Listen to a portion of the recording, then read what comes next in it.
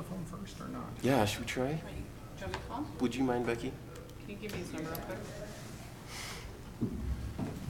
Is the one that says work is actually a cell. Welcome everyone to Planning Commission meeting. We're having a little technical difficulty getting one of our commissioners here. He actually is our chair, and our vice chair is gone. So in an unprecedented seizure of power, I hereby make a motion to appoint me as the chair pro temp for this meeting. Amen. Second. Thank you. Dave, do you hear us? I can hear you fine, thank you. Can you hear me? Yes. Sure. Thank you, Dave. We just made a motion to appoint me as chair pro temp, and we had a second. We're going to go ahead and do a roll call vote on that. We'll start with Gina. Aye. Aye. Aye. Aye. Aye. Aye. Aye. Great. I'm going to move to your big chair while I do this, too. Should we move them down here? Yeah, we'll zoom down there.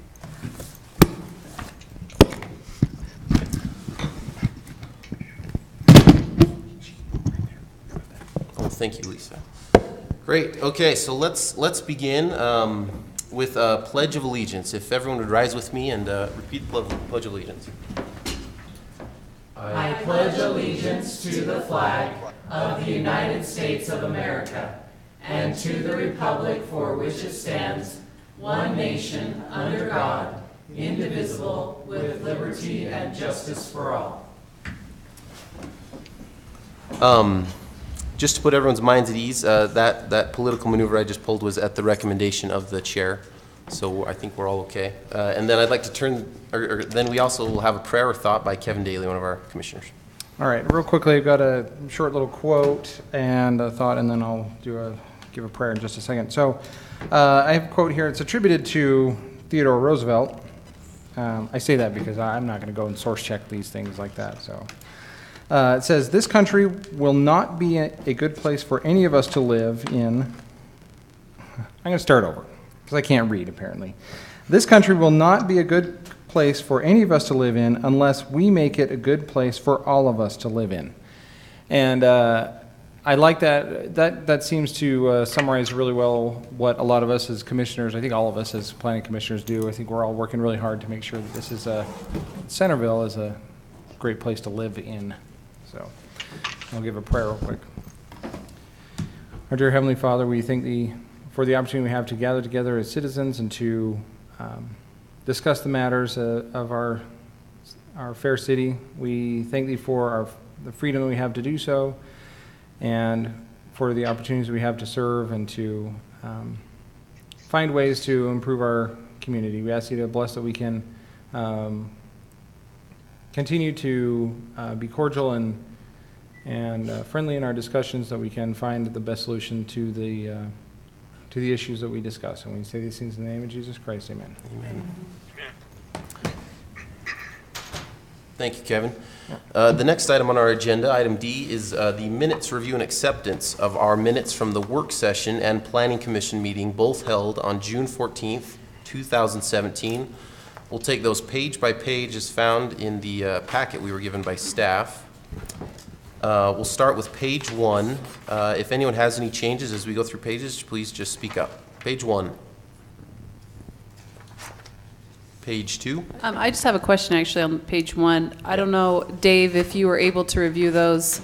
The notes seemed very definitive about what Glenn McKay had said as far as when you spoke with Church Real Estate. And I think, from my understanding, it was more of an informal discussion that you had with him. And so if that's the case, Dave, you can let us know. And I think maybe we could just include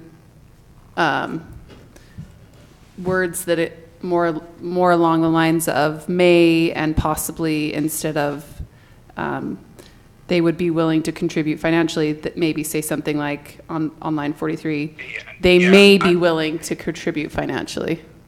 Yeah, I appreciate you bringing that up, and I had that note as well. I think the correct statement would be Mr. McKay said that they would be willing to consider contributing financially on the project. I don't think he committed the way it's written here. It's be willing to consider doing a lot of things, but their main concern is to not only be part of the solution, but also solve some problems that they've got, and hopefully create some buffer space between themselves and whatever residential or commercial activity goes on in that area. So David, do you think that adding consider at the beginning of line 44 would be sufficient to represent that? Yeah, I think so. Be willing to consider contributing financially. Very good. Anything else on page 1? Line 47, I just have a question. Should family services be capitalized? Well, and in that, I think maybe we could even, It probably should be LDS Family Services, Yeah. and then capitalized, yes. and we could even be, I mean, we don't know for sure that's what they're going to be doing, right? So, Yeah, they don't know for sure, so that's why I said something like family services. It Okay. could be any Yeah. number of things that the church might put in there, including family history or distribution center. A lot of things could be there, but that's what he actually mentioned to me. okay. Thank you. Anything else on page 1? Page 2? Becky, are you good with that? I'm on line 15. Yeah, I was going to say that too. Okay, I'll let you do it. On line 15, I didn't like how it said it is going to cost this amount and take this many years to fund and develop. I may have actually said that sort of as a figure of speech, but could we change it to read on page 5 or on line 15? Public know they heard their request for a park and it is going to cost a specific amount and take, or something like that. What do you think? Is there a different way you have Well, it- I a way wrote to write it? something out because I thought where it says public, let the public know, the commission heard their request. I wanted to change that so that was specified. Okay. And what the cost of that would be and how many years it would take to fund and develop the park. That sounds Is that- fabulous. I like that. Can you repeat that, please? Sure, and I can just give you this after if you'd like. Okay, that would be very helpful. Thank Okay. you. I also, down on line 33, wanted to change that a little bit. I think, I'll read this and see if you guys agree if this is what I said, but it was what I think I said. Commissioner Helgeson said the layout Mr. Snyder presented was intriguing and would go a long way in satisfying the desire of the people who participated in the open house and gave responses on the survey. She wondered if, since the LDS Church indicated a possibility of being willing to participate financially in a green space buffer, perhaps the LDS Church combined with the developer and the present owner, that something could be worked out to secure the land for a small park. Perhaps the owner would be willing to donate a portion of the land if the park were to be named in their honor. Very good. Does That's a that- very, very good way to do your edits as well, especially if they're substantive. Yeah, that's pretty long. I like that. I will say I did like how it said other partners, because I don't know if it was your intent, but I do remember when we were talking, it wasn't just the partners of the current owners, but it was maybe attracting additional partners throughout the city. And so I liked that. That was what I remember, but I don't know if that's how you felt. You were. Well, I kind of was just thinking of those three because it was also just a suggestion of what Corey was presenting there as a possibility. So I'm happy to leave other partners in. I liked this, attracting other partners, because we talked about, many people might be interested if you get, I made the joke of naming something after someone and they would want to join. So Yeah. I like that because that opens it up, continues to open it up for Okay. more possibility. And you had those written down, Commissioner Helgeson, right? Yes. And then we could pass them on when we're done with our minutes? When I'm done. Yes. Okay. Anything else on page 2? Page 3. Now we'll be moving on to Oh, so we probably, Lisa, should we accept those as just the work session minutes, or should the motion to accept minutes include both? Well, if you've gone through both, you can do them at the same time, or you can just approve these and move on to the next. Okay, I'd like to move on. Page 1, let's move on to page 1 of the Planning Commission meeting minutes of that same day. Anything on page 1? Anything on page 2? I did have, on line 25, I haven't got it pulled up yet, here we go. Line 25.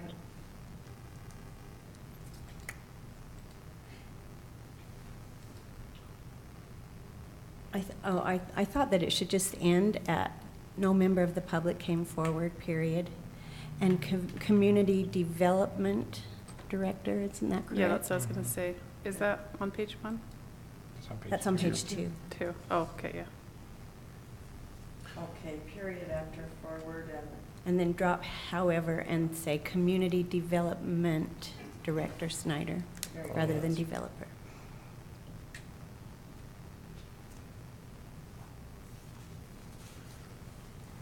Great, anything else on page 2? Page 3. Anything on page 3? Moving on to page 4. I did again on line 11. I was just wondering about so we had the motion to put in or as amended and approved. I'm just curious where that shows up then in the minutes, because it's not included in the condition number 3. We deleted it? You're wondering how condition 3 was amended?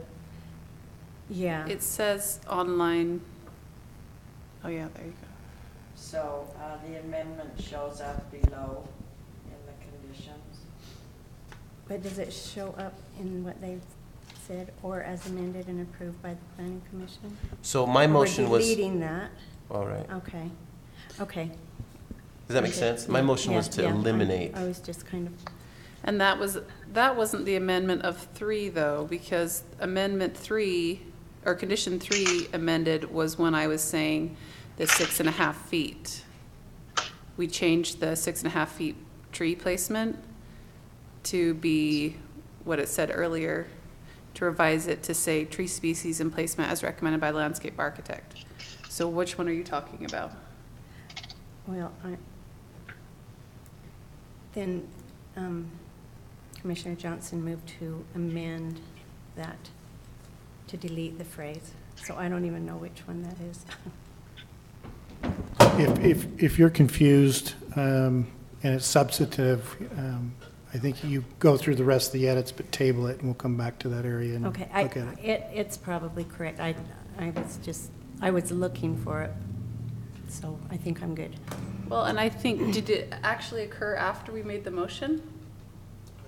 Yeah, it did. I think we made a motion and then amended the motion. After that? Yeah, Yeah. So then I think that's probably right. yeah, I believe so also. Sorry.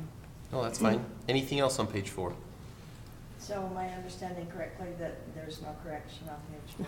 Yes. Okay, Yeah, thank you. so just for correction, I'm just looking at my red lines on the minutes. So in number 3, I had suggested that we add something to this condition because I thought the Planning Commission had amended that number 3, so make sure condition number 3 is what you want. And then it was condition number 5 that said, the expected pedestrian pathways and connections shall be provided as stated in the developer's narrative, comma, or as amended and approved by the Planning Commission. And so it was number 5 where that was taken out. So maybe we So could just make- add that. No. No, It was- no. it was- So Just it was delete it. clarified in the What I'm minutes that saying- that was taken out, but what you could do, let me go back Is up add to it the and minutes. say is condition 5. Yes. That's what I'm saying. Say, let me go back up here. On line 13, Yeah. 12, and 13. Commissioner Johnson moved to amend condition number, Commissioner Wright's motion, well, regarding Delete the condition number phrase from 5 condition, to delete the phrase blah, blah, blah. yeah. From condition. Yes. And So then- on line 12, Okay. you can even just say, delete the phrase from condition 5. Do you think that would make it more clear? Yeah, I think it in my head, it would. Say that again, Commissioner Wright. So on line 12, you would add that where? So just as Lisa was saying, moved to amend Commissioner Wright's motion in order to delete the phrase from condition 5, comma, or as amended and approved by the plan. Okay, so after the word phrase, we add from. Or Lisa had it, did you have it earlier? Let's see, I'll go back to that one. Commissioner Wright's motion on condition 5 in order to delete the phrase. You could say it like that too. I don't think it's a big, Commissioner Johnson moved to amend Deal. Commissioner Wright's motion. On- Why don't you just say, in order to delete the phrase, or as amended and approved by the Planning Commission from, from condition condition number 5. 5? Yeah, I like that better. that's better. So we would add the words from condition number 5 on line 13 after the word commission, Yes. outside of quotes. Yes. Yeah. Thank you. Anything else on page 4? So I was just wondering Oh. on condition number 3, if any of you recall, but I thought there was a discussion about how they had to comply with the landscaping. And I thought this was Chair Hershey's condition, but it says the developer will submit an amended landscaping plan to satisfy the standards. Anyway, maybe it's And fine. the edit that I made on that, Oh. Lisa, is the first line in condition 3. The developer is to reconsider or adjust the species as recommended by the landscape architect, or as, why don't we say, as needed to meet the intent of the city's landscaping ordinance? And then you're right, Is that- we Park did, strip ordinance. The what? You were comparing it to Oh. the species allowed in the typical park strip. Oh, Yes. okay. Yeah, because I know the planning commission amended that condition, I just didn't take good enough notes to know what it was. well, but- and earlier on page 3, that's where we talk about it. But I think that's fine, if you just say, the developer is to reconsider, adjust the species and placement of trees as recommended by the landscape architect, or as, and then add, as needed to meet the intent of the city's ordinance. Yeah. But are you talking about the fact that they need to actually maintain the tree? No, that was a different, Okay. but there was this whole discussion of what kind of trees should be allowed, but I thought Chair Hershey was also saying, well, it should meet at least the ordinance of the park strip, because we understand they may not have to meet the letter of the law, because there's, you remember the setback requirement? So, but I think with that change, or as needed to meet the intent of the ordinance. Yeah, the reason for that is that the park strip is private land as opposed to public land, and so we were just trying to get some, some reasonable cooperation with the intent of the city, not to put it in a place where it's going to cause injury to the roadway. Yes. So I think if we say as needed to meet the intent of the ordinance, we're saying even though we acknowledge you're not subject to it, you should at least meet the intent of protecting the public infrastructure. Right. Okay, so yeah, so line 3 you will add needed to meet in place of meets. You got that? Yeah, okay, I won't bore you. Anything else on page 4? Page 5. Page 6. I do have a couple on 6. On line 18, it should probably read Commissioner rather than Kathy Helgeson. Ask the staff about the possibility of allowing construction sales and service and prohibit outdoor storage.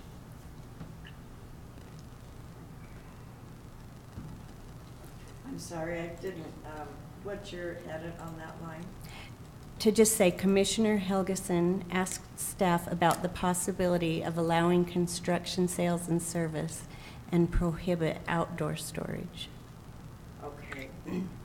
And then on line 37, the word limited in there doesn't make sense to me. I was the one that added that suggestion. It's how we use it in our code, so we'll say, The definition. yeah, it's a definition, and then just Oh. comma limited. Should we Could put we that in put 'em in- quotation? Yeah, you could put it in Quotation quotations, marks. so it would be, Yeah, the Construction, quotation sales, mark and would be services. construction, sales, and services, comma, limited. Okay, All of that would be in quotations. that makes sense.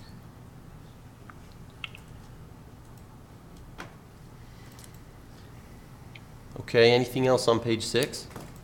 Line 18, Commissioner Helgeson should be Commissioner Helgeson rather than Kathy. Thank you. Just to be consistent. Yeah. Thank you. Anything else on page 6? Page 7. Thank you. The chair will entertain a motion. I'll make a motion to approve the minutes for the Planning Commission work session and Planning Commission meeting dated June 4th, 2017, as amended. June 14th, right? June, what did I say? June 14th? Yeah. 2017, as amended. I'll second. We have a motion and a second. All in favor, say aye. Aye. Any opposed? Thank you. Did you get the second on that, Luann?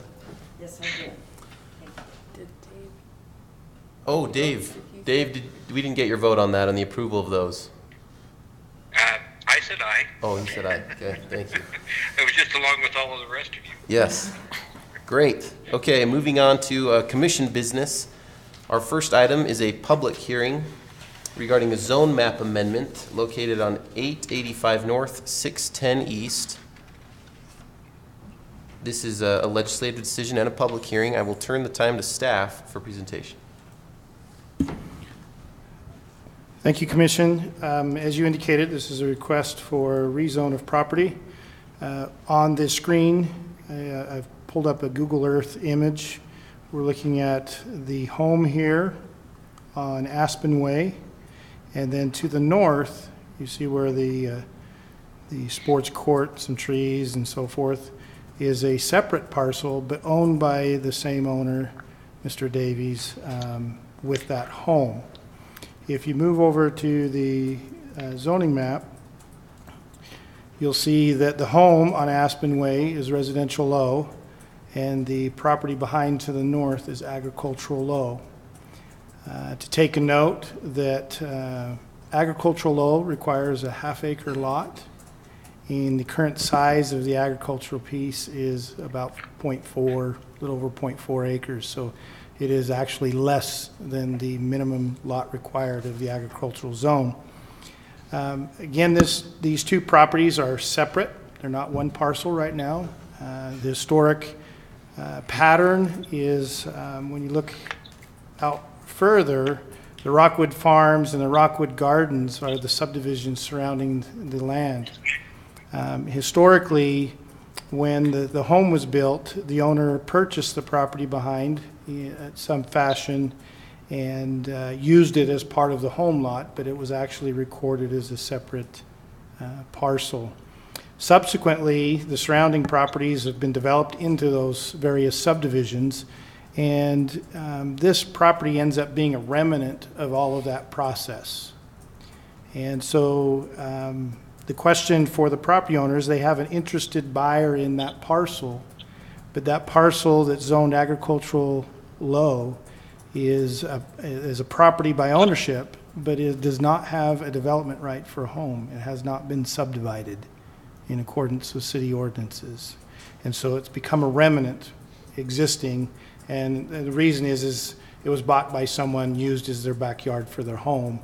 So there's no sanction for development for a home, and they would like to sell it so it can be done for homes. So the first and foremost issue is to find a way to recognize that this lot can have a development right.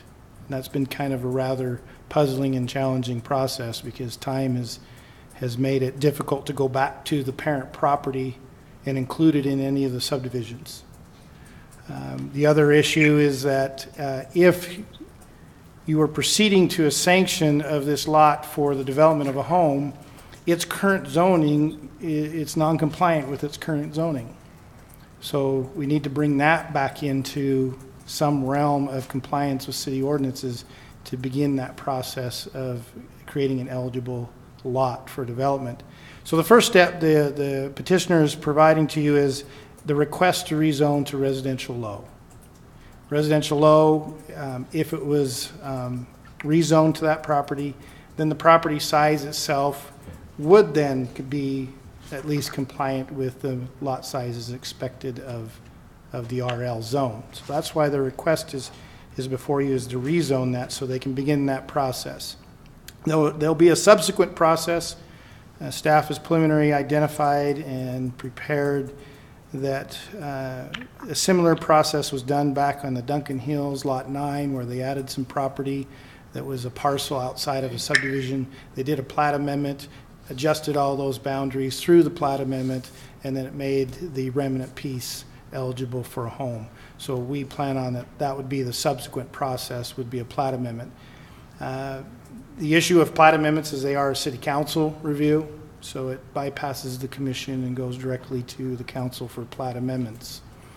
So before you tonight is not the solution on recognizing a development lot. Before you tonight is, in order to proceed to that recognition, the lot needs a compliant zoning.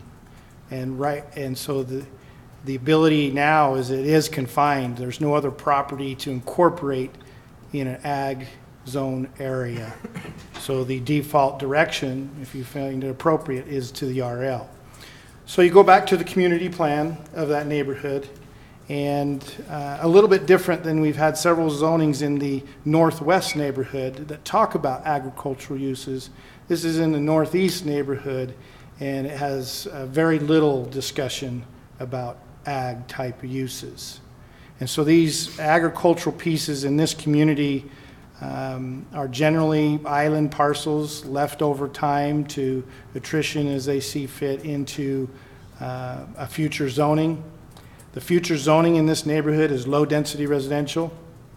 So when you look at the general plan, low density has two categories: agricultural low and residential low are both in the same category of low density. And so for this community plan, the request of RL zoning is not inconsistent with those. It is amongst the subdivision area as a remnant. The parcel size is larger than the 4 units an acre.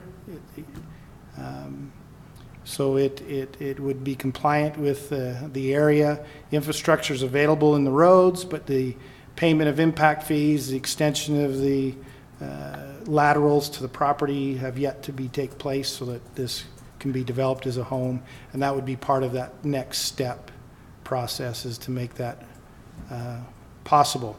So staff looks at it. We do not find that the general plan, it's inconsistent with it. We think it's appropriate with surrounding development. So we agree at this time with the petitioner's request to move to an RL zoning.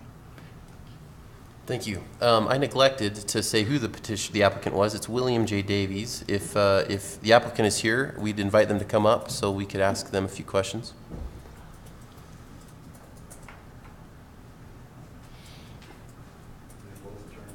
Yeah. Thank you. Would you like to make any comments to the staff report? No, they understand it very well. Okay, great. Any questions from the commission for the applicant? Is there going to be a lot line adjustment, or is it just going to be sold right like Part that? of the amended plat has new legal descriptions, and there's a very slight adjustment from what the legal descriptions were previously Great. for the two parcels. Thank you. Any other questions from the commission? Thank you, Mr. Davies. This item has also been slated for a public hearing. We would like to invite any members of the public who have come to speak on this item to come forward at this time to one of the two microphones. Seeing none come forward, we will close the public hearing and turn back to the commission for any additional questions that we might have for staff, or perhaps initial questions, I realize now, and discussion on the item. So Corey, if I understand right, this lot is ineligible currently because of its size to be used as a single-family home development because it's just under 0.5 acres. Is that right? Well, it's ineligible for multiple reasons. That's one. There's no division of land, and its lot size doesn't comply with the current zoning. So at this point, you can own the land. It's obviously been used as the backyard by default to the home, and it's just sitting in a status that it cannot exercise a right for a dwelling yet. Okay.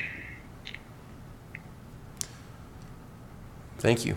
If I there are guess no- I'm being oh, yeah. positive when I say yet. You get to decide. I feel like this is pretty simple. Makes a lot of sense just to, I mean, it doesn't even meet the agricultural low standards. It's surrounded by residential low. Pretty simple just to grant that request and let them use their land. Well, with that, the chair will entertain a motion. The Chair Pro Tem. I hereby make a motion for the Planning Commission to recommend approval of the zone map amendment for land parcel 02-055-0064 from agricultural low to residential low with suggested reasons for the action 1 through 5 in the staff report. Second. We have a motion and a second. Any discussion or debate on the motion? I think just a correction, so the parcel ID number is 020500064. I will amend that. On the staff report, it says 055, but, Yeah, we pulled it as misprint from the application. okay. So I amend my motion to say land parcel 020500064. I second that amendment. Any debate on the amendment of the motion? If not, we'll take it to a vote. Kevin? Aye. Aye. Aye. Aye. Aye. The motion is amended. Oh, Dave, can we get your vote on that? You got an aye. Yep, aye. The motion is amended, and now any other debate or discussion on the overall motion? Gina? Aye. Aye. Aye. Aye. Aye. Aye. Thank you. Moving on to the second item in our agenda. This applicant is David Bell, a property located, well, let me get to the correct page here. This is also a public hearing, a zone map amendment request. The applicant David Bell for a property located at 640 West Porter Lane. I'll turn the time over to staff for a report. Thank you, Commissioners. Like the previous application, it's simply, at this point in time, a request for rezoning of property. There is intention in the future to develop the property, and that would come later if, from the applicant, Mr. James Graham, I believe, has supplied that for, in behalf of Mr. Bell. They plan to pursue development of the property if the rezone was granted.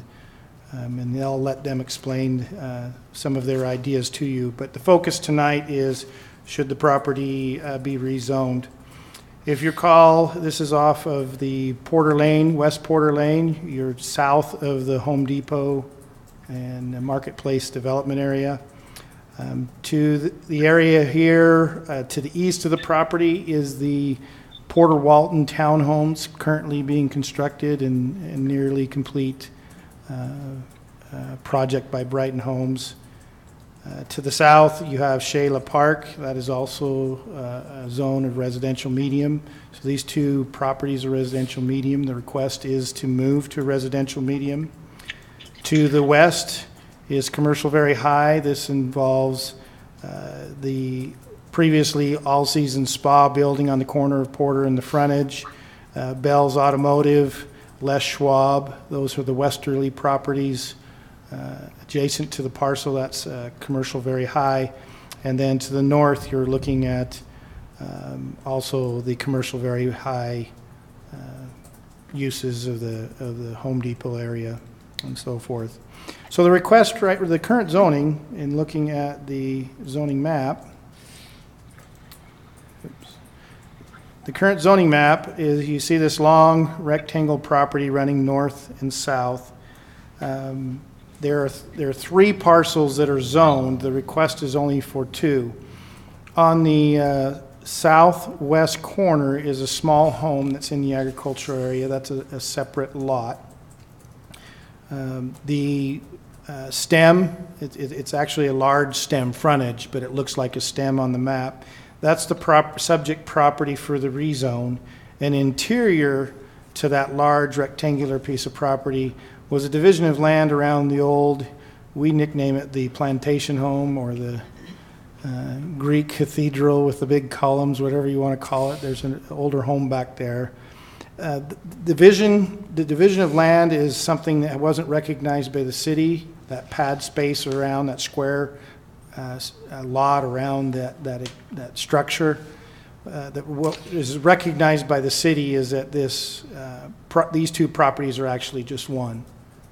Even though they've been divided at some point in time for ownership, their historical right is shaped into the flag portion without the pad for the house. That's the legally created lot in the historic past. So we do have a legally created lot in that shape. It's the illegal in turn, or the non-approved, that's a strong word, illegal. The non-approved lot around the house is not recognized now by the city. But the request is to rezone both those properties. And if it were to move forward, we would want those properties recombined into the legal configuration recognized by the city. This is the Porter Walton area of the southwest neighborhood plan. And you see that about 500, this is west of about 500 west. That's you're really down the line of the townhomes and the baseball park associated with the church that's on 400 west. Anything west of that was encouraged to be able to move to a residential low or residential medium. That's the guidance of that plan. Porter Walton Townhomes built by Brighton went through that process. I know that it created a lot of angst at one point in time, but it was anticipated that RM or RL zoning was an option to move out of the agricultural area. So the request is theirs to move to the residential medium like the Porter Walton area. We look at the zoning and find that it's compatible. It's the AL zone is probably not the appropriate zone. It's the lowest intensity zone in the city, and it is sandwiched between RM and CVH. Typically, you like to transition your zoning. So we, at staff, feel the RM request is not out of sync with the surrounding development pattern. When you look at the infrastructure, we do note at staff this is more problematic for a site plan, but we at least want to be upfront with the public and the landowner. This land slopes away from Porter Lane, similar to what the Brighton Homes. Brighton Homes has split the drainage pattern. Part of it goes out to Porter Lane, part of it goes out to the retention basin behind. That's the regional facility that's part of Home Depot to the north. So we believe that this property, although the compatibility of RM, there will be some design and infrastructure challenges to drain the property with storm drainage at least. Part of that problem is driven by the high pressure gas line that's in Porter. Dropping below or above that gas line is a tricky engineering. Early ideas is they might be able to do some fill and carry out if they can tap into the Porter Lane storm drainage system. It's probably difficult to fill the entire, it is a long piece of property. So it's probably difficult to fill it entirely to drain to Porter Lane. So there will need to be some discussion on the capacity of the regional detention basin and whether they can tap into that. Brighton's tapped into it a little bit. They'll need to look at that during the development. There's also another drainage line between Les Schwab. There's a vacant parcel and then the Land Rover. There's a drainage facility there that they might be able to get an easement to take that drainage out to the frontage road. Our opinion is that's really a site plan design issue because it's available. The question becomes is which is the cost-effective method to make it available. So we don't feel that holding it up on the storm drain would be an appropriate decision. So after reviewing the criteria with the caveat that there may be some infrastructure design challenges, it is available to the property, so we support the request to the RM zoning. Thank you, Corey. One quick question. Before, when we went through a few of the items with the FOCA property. The tenant that was renting that home in the back of the property we're considering tonight Showed up at that hearing. and he expressed a little bit of, I guess, frustration, but interest in how public noticing would be done. Can you talk to me about how public noticing was done for this particular request?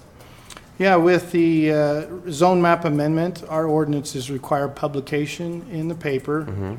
It requires the posting of the property. So a sign on the property? And then it requires that we notice on the state's noticing website is a mandatory requirement. So that you can go to the state public notice website, and all the cities are publishing to that website, as well as the city's own website is published on. Could you highlight with the mouse where you put the sign for noticing on this particular Cassie rezone will have request? to do that. It's usually out on the public street. Yeah, right by the mailbox on the street. Okay. I hope that it stayed up there. I had a little Yeah. bit difficult of a time Okay. getting it in the ground because it's a little bit unkempt on that property. So Great. But it would be up on Porter Lane. Thank you. The notice. yeah, but it's, I do put it on the street, on the property, visible to anyone driving by. Thank you. I have another question. You said it looks like a stem, but so that the frontage would be completely fine as far as Lot width. lot width, and there's no need to treat it as a flag, which would not be. Right, flag lots are possible. currently prohibited, but Right. flag shape versus flag lot. Flag lot is a stem that cannot meet the frontage requirements. Right. A flag shape is encouraged in the gross density to allow flexibility and placement of structures. So as long as it has the street frontage width, the Perfect. flag shape is not as big a concern. Great, thank you. The issue with the flag shape, though, will be if you're putting in your private drives and units, how are you going to configure that in that shape? So that's kind of my question there, Corey, that frontage, I mean, a part of that frontage, or a lot of that frontage is gonna have to be essentially a road or some type of an ingress to that. Is there any requirements about how much that has to be something? Could it all be essentially driveway back in there, or does that? Well, you have a couple of things. They've got to answer, first of all, what is the approved access width to Porter Lane? That's limited at 35 feet by ordinance. So their driveway approach will be capped at 35 feet. The issue that they have to look at is there is a public street front yard area that has to be maintained in some landscaping. So you do have the first 20 feet of looking at for landscaping. Then, so you have your drive approach, you have your driveway. After you go behind the setback, then it will be the issue of, are they using it for parking? Are they placing a building there? That'll all come in their layout design. He did provide to you, the applicant, a layout design with their preliminarily thinking, so that might give you an idea of a pattern, but I wouldn't say that that's the approved pattern, because we still would have to come back if it were rezoned and discuss those design elements. Okay, thanks. Can you, maybe this is, I'll wait for the applicant, that's fine. Corey, thank you for the correction on the applicant, on the petitioner's name. I said it was David Bell. It is actually James Graham who represents the property owner, David Bell. If that petitioner, James Graham, or his representative is here, we'd invite you to come to one of the two mics to address the staff report if there's any comments you'd like to make, and just be available for questions for the commissioners if they have any. And please state your name when you come. Yeah, I'm James Graham. I'm with JAG Associates, and yeah, we're really just looking to try to get this approved, so we have like 16 units on the property, which is consistent with obviously what's surrounded by it from the subdivision to the east. And right now, the property currently makes a great buffer zone for those residents that are, to the east, and being sandwiched between commercial, I would think that they would have a nicer view having our subdivision there. And we would really like to probably put in probably a Mediterranean modern look to the homes. We're obviously we'll be playing with some floor plans if we get the stuff approved, but You know, the demand's there, the market's there. Brighton's almost completely sold out, if not already. And, you know, we would just like to, you know, kind of basically provide a product for the demand that's out there. So, and, you know, I also would like to put some green elements into it, you know, at least explore options to where, you know, conserving energy and, you know, and all that, just to make sure that, you know, it's less impact, less carbon footprint, stuff like that than most developments. Also, when I'm usually building, I usually will have a lot more product that's higher end in my homes. So typically, you know, just I've always had bigger baseboards. I've always had nicer cabinets.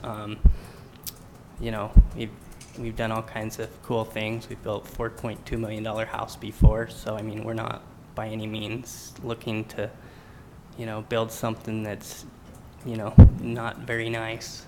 So that's really how I feel, and I think it will. The people, when it's all done, will be very pleased what gets put there. Thank you. Any questions that the commission has for the applicant? So you said you had 16 units that you're hoping to get there on Yes. the 2 acres. Corey, can you remind us, did the planning commission, or I mean the city council, remove for residential median, what are the allowed and conditional? They've been standard since 2003. So they 4 didn't units an change acre them? permitted, 8 units conditional. So the city council did not change those? No. Correct. What you're probably thinking is there was some edits to densities on Main Street. Correct. When they used to be the 4 and the 8, they changed that to 3 and 6 on Main Street. And they didn't make any changes to the conditional of residential medium? No. Great. Good. Well, then that seems consistent with what will be available. Thank you. Any other questions for the applicant? This maybe does include the applicant, but Corey, can you put up it looked like you had a little layout with the buildings. One more time. I was scrolling through. Oh, there it is. Okay. So is the one house staying? No, that would be torn down. It'll be torn down, okay.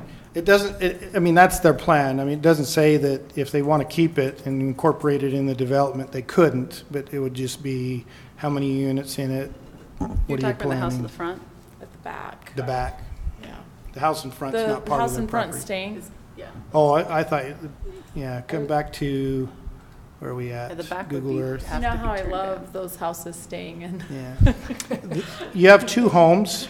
This one is AL, but is not part of the Bell property. Okay. And then the west one is owned by Dave Bell. He sold it and he's buying it back. And Shingleton owns that home, and that's residential medium. But again, it's not part of the Bell property that James is interested in. And just a reminder, I'm sure the commission is aware that this application is for the rezone, and not necessarily for the site plan, which we would see later. Right. And I'm sure we're all aware of that. Right. Just- I just was curious Yeah. what was happening with that home in the back. Thank you. Yeah, any other questions for the applicant? That's as much as I can zoom it in for the house in the Thanks. back. Thank That you. helps, though. Thank you. This item has also been slated for a public hearing, so at this time, we'd like to invite any members of the public who would like to speak on this particular item to come forward at this time to one of the 2 microphones so that we can get your comments on the record. Please. State your name when you're at the mic. Thank you. Good evening. I am Stephanie Carter. I live at 361 West, 425 South, Williams Lane, just up the street from the development. I have lived in Centerville for 35 years and my current home for 25 years. When I first bought my home there was no big developments and there was no high-density housing. Now, with that said, I'm also a real estate sales agent, so I have been watching my little part of Centerville very closely for the last several years. I don't disagree that high-density housing is necessarily the way to go. What I disagree with is all the damn stairs. If we really want to secure Centerville as a community that is open to all, we have got to have buildings, homes for baby boomers. The millennials want to buy the baby boomers' homes. Of the 25 homes in the Williamsburg subdivision, I just sat there and counted them, 22 out of 25 of us are boomers. And we're the original owners of those homes. But we don't have anywhere else to move to. So my encouragement would be, should you agree to rezone this into townhomes, that those townhomes, at least half of them, have to be masters on the main, laundry on the main, in order to bring forth a more diverse age population into the development. If you don't, we're not going to buy a house with stairs. You know, we want to unload our houses that have stairs. We just need to recognize that the traditional townhome only brings in a certain kind of population, a demographic that includes basically young people with kids.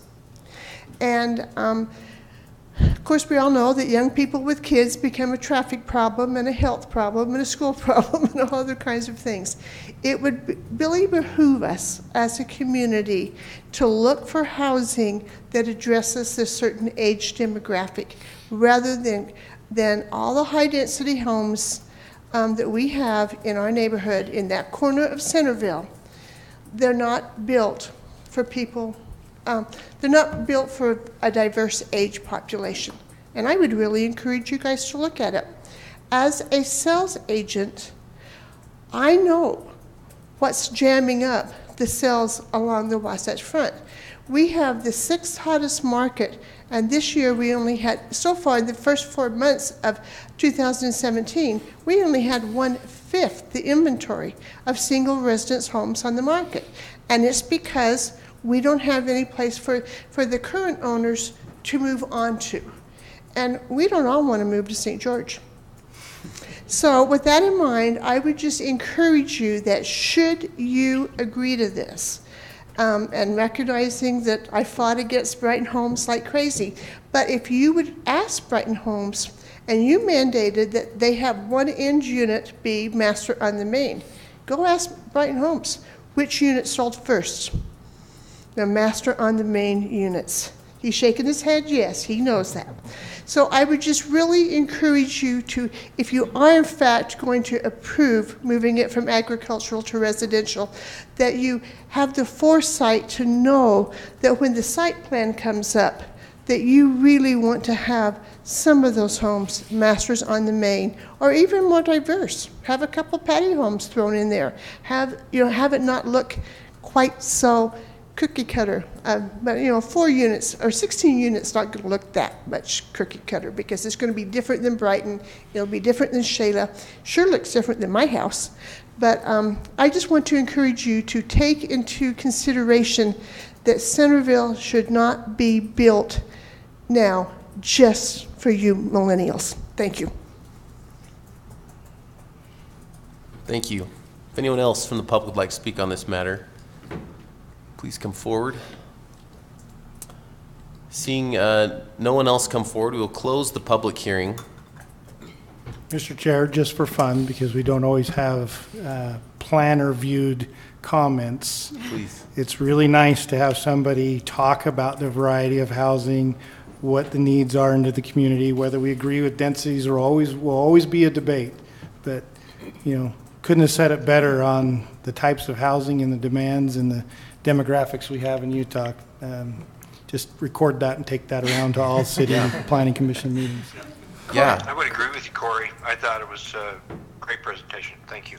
I agree. And I don't want to change the subject, but I think we should keep these comments in mind when we're doing development plans in the future, like Pages Lane maybe. Well, I was actually going to Thinking ask, about- how do we, what kind of power do we have when approving, a zone amendment or a rezone, what kind of power do we have to mandate stuff like that? That's a great question. It's something that I don't think a lot of communities do well. Some of you may recall, maybe I'm dating my duration here. Not quite a long time ago, we had a discussion about infill housing, and there was an infill housing brief that was published by staff, and we talked about the issues of flag lots, floating zone lots, affordable housing. What does that mean? We also called inclusionary zoning. And I think inclusionary zoning is one that is not well used as a tool, but it is out there. You do have to do a little bit of legwork, talk about what you're trying to accomplish, and be able to work in an appropriate way for time, place, and manner, all of the rules and the laws of land use. But the term inclusionary zoning would be the term used to talk about types of housing and needs in a community.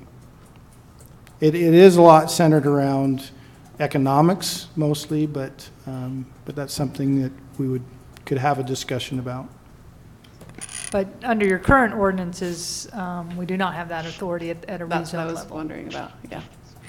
So would that be something, when we talk about our desire to be proactively planning, that's something we should address before these types of things come to see us? Yeah, we made some early attempts to try to have a discussion on infill.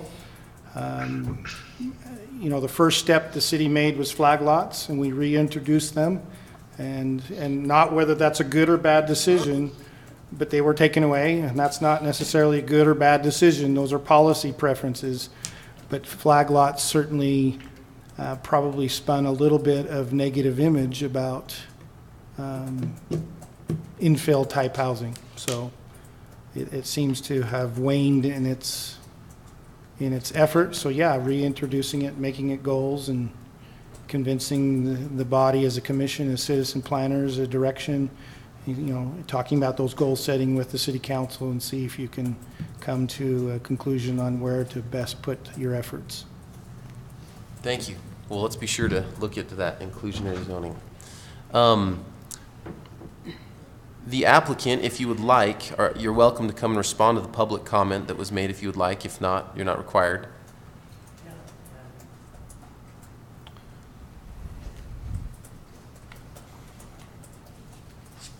And I would be happy to address some of those issues with the, baby boomers and having no stairs. But no, I think it'll work on probably some of the units. It definitely won't for all the units, because it does, you do have restraints. You throw a master on the main, you got to eliminate your kitchen, you got to eliminate several things off the main level in order to make that happen in a townhome. And so, but I think I can probably, work with you, and we could maybe pass some ideas around and maybe do the end unit and stuff like that and try to figure that out. So I'm happy because, obviously there's the demand there. If we can work with some of the green space and all these other parameters in order to allow some, end units to occupy some of the footprint possible, I think it'd be awesome to provide those units to the public. Well, and even from a planning commission perspective, not even just from a public perspective, that would bring that diversity in those different types of housing opportunities to Centerville. And I'll tell you, our demographic is baby boomers right now, and that would be a marketable thing. So we encourage you to consider that. Yeah, I would be absolutely happy to do it. I think it's just, there's no way to do it on all the units, because it would probably require 4 acres of property literally to do it. So. Thank you. I would ask the attorney if you can ask the question of the attorney, actually. Well, we've closed the public hearing, so it's up to the commission. Okay. I'd like to make a motion to reopen the public hearing. Second. All in favor? Aye. Aye. Any opposed? If any member of the public would like to speak, please come forward. My question's really simple. But on the, Microphone, please. On Thank the you. microphone. Just so that we can hear it in On the record. On the record. Thank you. This is where my graduate degree in public administration gets me in trouble.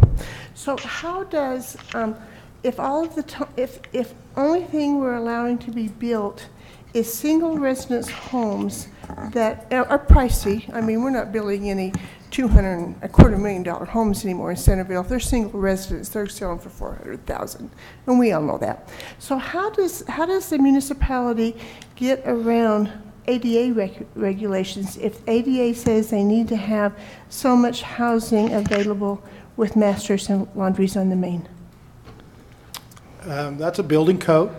It's a building code? Yeah, and so when you're dealing with multifamily products, they do have some regulatory issues with the ADA, and it's based on the amount of units being built and the amount of units that are inside a building. And I'm not an expert under the building official, but he does require that, for an example, is if you go to the Legacy Trails project, there's 162 units there. And there were, I don't remember the total number, but there was an X number required to be ADA compliant because of the building and the number of units in the building. So it has to be within a development, not within a part of town. Right, it has to be within a development under ADA for multifamily. Okay, thank you. That was my question. Thank you. Any other members of the public would like to speak on this issue? Thank you. Seeing none come forward, I'll close the public hearing. Any other questions that the commission has for staff before we move towards a motion and debate?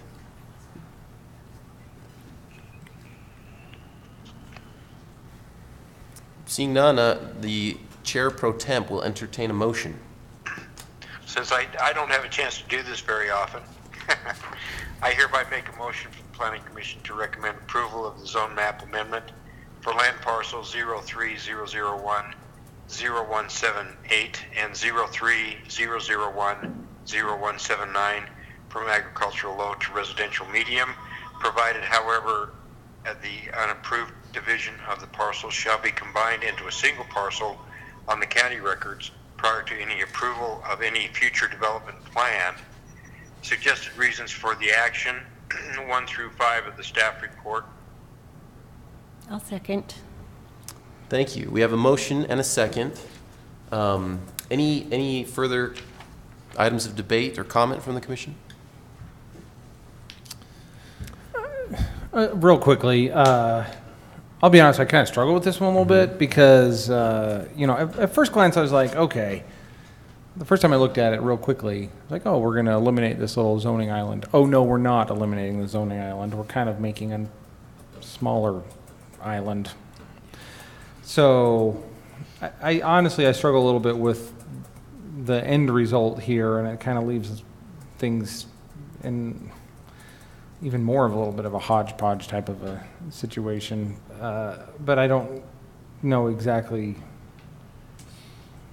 This one's not as clear cut as some of the others we've talked about recently. Like I said, I struggle with this one a lot. I wish it weren't like this. I wish we were kind of just cleaning things up a lot more. So I don't know which is better. Having whatever it is, 2.5 acres or something, 3 acres of zoning island, or just 3/4 of an acre or 0.21 acres of zoning island. So that's kind of the dilemma that I'm struggling with here. So. Thank you. Let me express my view on this, and the reason I made the motion. We've gone down the line quite a ways on the Avoca situation, Brighton Homes development. We looked at things pretty carefully there. I know that wasn't a perfect process, but it did kind of leave this this island out there, which we, even at the time we were considering the Brighton Homes project, we recognized would be something coming before the commission. And frankly, it's an area that really does deserve a good hard look for redevelopment. This seems to be the logical redevelopment given the current status down there, and I view it as a positive. redevelopment of that area. It does provide needed housing. Housing is I mean, the demand in Centerville is really quite high right now, and I just don't see a higher or better use for the area. If I may, Chair, just in the tools, I mean, obviously, this is a petition driven by the property owner, so that has, they probably would not choose to take a choice to go to their neighbor and say, I'm applying for them too. So that does recognize leave that island there, which is always a concern of what's the usefulness of that island. We had that same discussion of leave, like Chair Hershey said, of leaving it. You know, another option, you know, the option is to say, well, we don't want to do the timing's not right, so let's not rezone until the whole thing comes in. That's certainly a method that could be preferred. Another one is as the commission sees development or as the council sees development, don't forget that the council and the commission have authority to initiate a rezone. So if you see at any point something needs to be rezoned and ask for that, then there's a process that the city initiates that application. Now, that means that we have to now take the process to inform the landowner that that's the action that we're considering and allow them to come to the meetings in the public process. But don't forget that those are also solution tools. When you reach a critical point, you can initiate a zone map change. Good point. I really like this idea of inclusionary zoning, and I know that it's not in our ordinance right now. I'm just wondering if there's any way that we can, obviously not mandate this, but encourage them to consider it. How do you like that, Lisa? Is there anything that we can do, you know, a recommendation or any kind of something like that that helps sort of address some of the public comment that we've heard, but also some of the needs that we have in Centerville? I think the applicant has already said they're willing to look at that. There's nothing that you can do at this time on a rezone. Okay. Given the criteria in our ordinance. Okay. But you know, I think the again, you can't tie it to a rezone, but I think the developers expressed a willingness. He's heard some public input, so they'll consider that. And I think it's something you can also have a discussion during a conditional use process. I don't know if you can inhibit something, but you can certainly have a discussion about the needs and ask for information. What's the needs? What's the housing needs for the community, and have at least a discussion. Now, I don't think it has the mandatory twisting arm element, but I think in the public discussion, you can say, what is the need of the community housing? What is it like? And how can the number of units being proposed fulfill or not fulfill that particular need? So you say maybe that's a discussion we could have during the conditional use process if that comes forward. Yeah, I would caution it that I don't think you have an extreme amount of arm twisting power, but I think you can have that discussion about density and is there an overabundance and underabundance as you evaluate it. Now, you know, I hope the developers heard from the public and the commission's desires, and they will consider that seriously in the types of unit design that they're proposing, which sounds like so far positive. Great.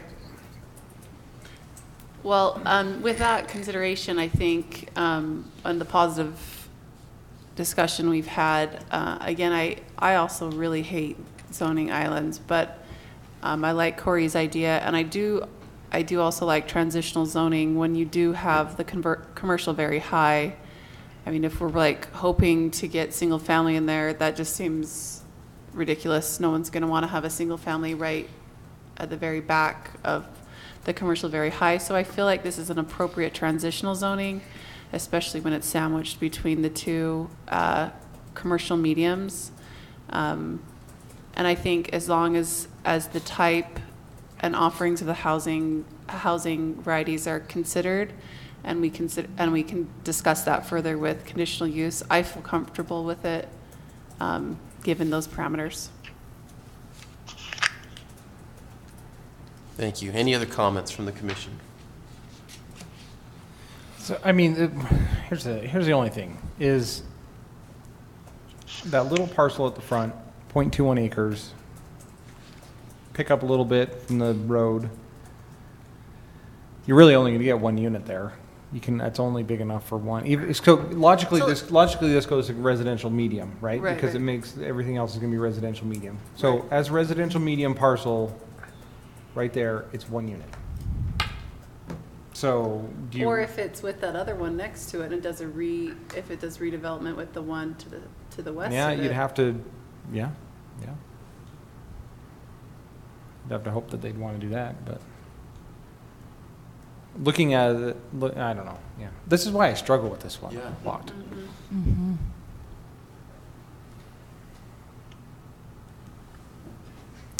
I apologize, the public comment is closed at this time. Well, those are good points. I'm inclined to vote for it. Zoning islands for me aren't, perhaps I need to study the challenges of zoning islands a little more. However, I don't see that creating a particular issue for me on this one from what I see. That's all I have to add. Great. Well, with that stellar comment, let's move to a vote. We'll start with you, Chair Hershey. Aye. No. Aye. Aye. Aye. You have a compelling argument, Kevin. I'm going to say aye. Thank you. Looks like the motion passes. And thank you. Thank you for coming. We will move on then to our next item.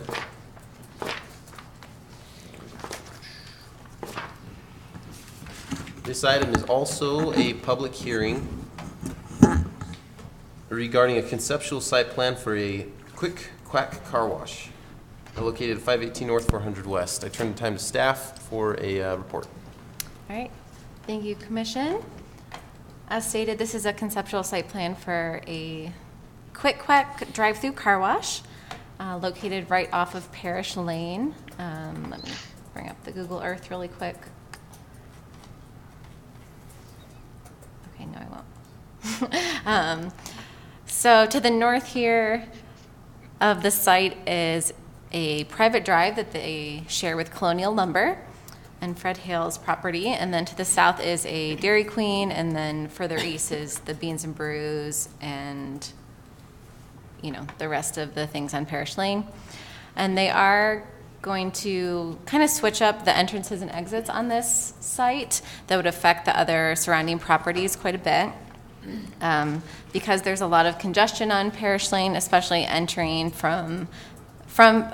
there's congestion on 400 West for the traffic entering from Parish Lane. A lot of people are queuing to get in line to the drive-through for the Dairy Queen on this 400 West. So at the discussions with staff and the applicant, they have decided to combine entrances with the Dairy Queen. So that would also include Dairy Queen's site amendment, which would happen at a later time. But we're hoping that this would relieve a little bit of the congestion with a little bit added room there, and then the cars could further snake around on the property, and parking would be rearranged on this lot. So would it completely close the current entrance to Yes, Dairy Queen? they would change the entrance there, and then it would be completely shared with the car wash. Yeah. So it's not really showed on the site plan well, but this would close off, and then they would snake around this way instead. So yeah, and then there would also be a shared private drive with Colonial Lumber to the north. And it would just be this exit here, because their Colonial Lumber has so many big trucks that they like to park on this drive. The applicant thought it was best to just leave the entrance and exit to the west here, to push it as furthest west as they can. So the cars would kind of snake around here, go through the car wash, and then here is the parking and the vacuums that they could use if they wanted. Staff thought that this could be up for debate a little bit because it was noted that a lot of people like to vacuum their cars before they get the car wash, and in this kind of circulation that makes it pretty difficult to do so. You would have to kind of enter and exit again and then come around. So something to consider, not a huge... Is that really a thing? I don't think that's a thing, is it? I don't know what kind of despicable person. I mean, I usually towel mine off at the vacuum spot after. Just kidding. Well, if you No, don't I- want to like get or- wet, Yeah, or that's a lie. I'm Not usually- all of us have cars. that was a lie. Or, sorry, towels in our... That's right, yeah. That was a joke. No, I'm So maybe something to consider, maybe not. If you're not the despicable person no, who yeah, vacuums afterwards. So the entrance and exit are, certainly to be noted on this site. Their development standards and their landscaping are all pretty much on track for the code requirements in their zone. But the other thing that the Planning Commission should discuss is that this is within the general area of Parish Lane, even though it does not have frontage on Parish Lane.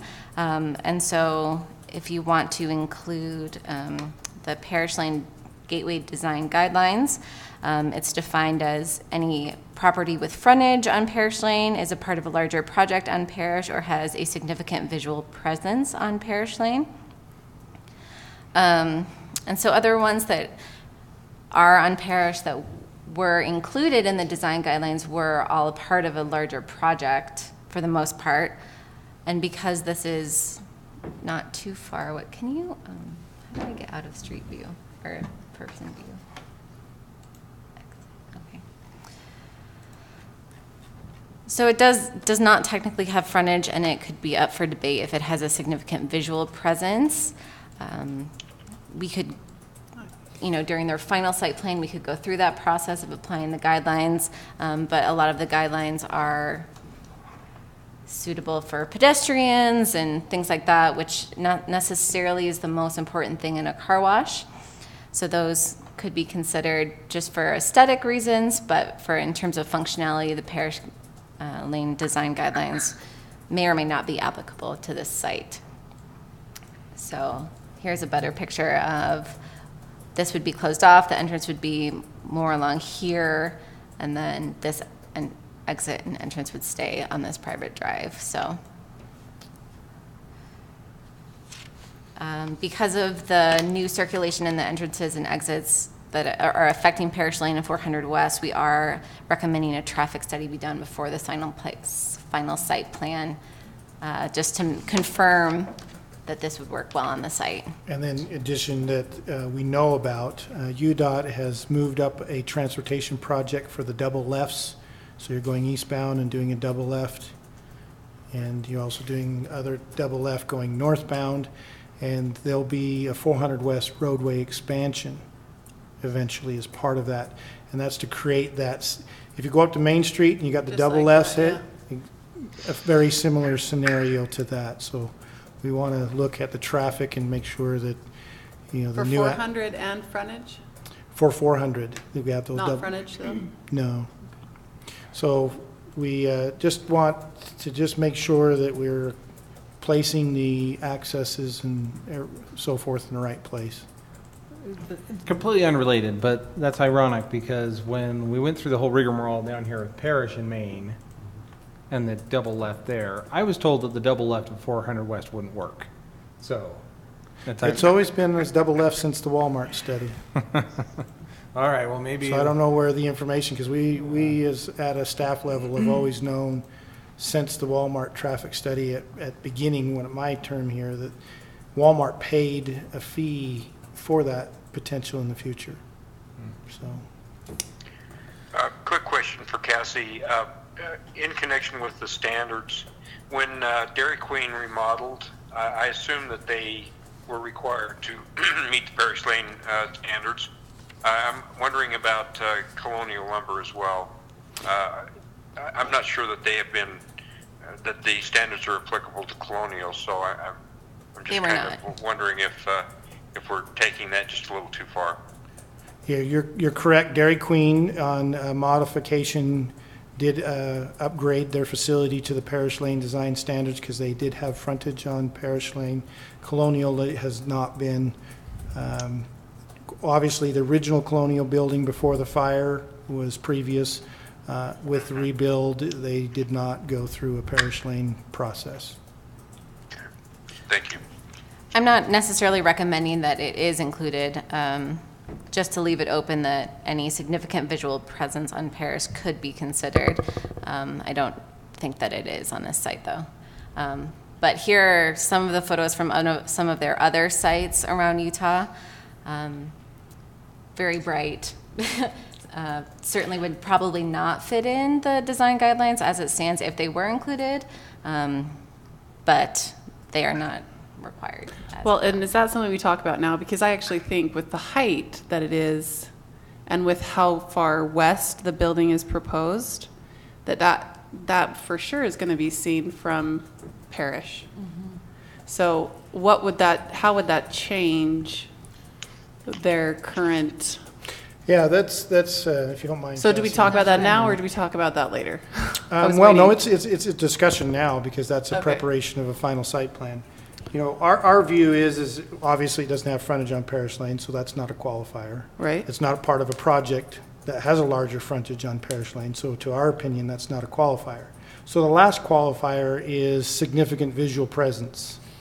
You know, our view is, in bringing it up, is to allow you to look at that definition and as a group decide, does it have significant visual presence on Parish Lane? Internally, staff will not downplay the Parish Lane design guidelines. The idea is that Parish Lane has a nice presence on the corridor and it has the pedestrian components. The issue that we see with the car wash, it would be subject to it regardless if it has presence on Parish Lane. And this is where you have your use list and your Parish Lane design guideline standards have an inherent conflict with each other. If you have an auto-oriented use, such as a car wash, how are you going to take with the preponderance of the Parish Lane design guidelines? Bus stops, bike racks, pedestrian paths, those are the predominance of the Parish Lane design guidelines. You're trying to get a pedestrian to enjoy the walk-on, put the street lamps as part of that sidewalk system, a connection from the sidewalk system to the front door of the use. You know, this is the struggle with Dairy Queen, is that they're on the front, and if you look where their connection is, it penetrates through the drive-through to the sitting area. Yet, the drive-through is an auto-oriented, not a pedestrian-oriented facility. So there was this delicate balance of trying to accommodate an auto-oriented use under the Parish Lane design guidelines.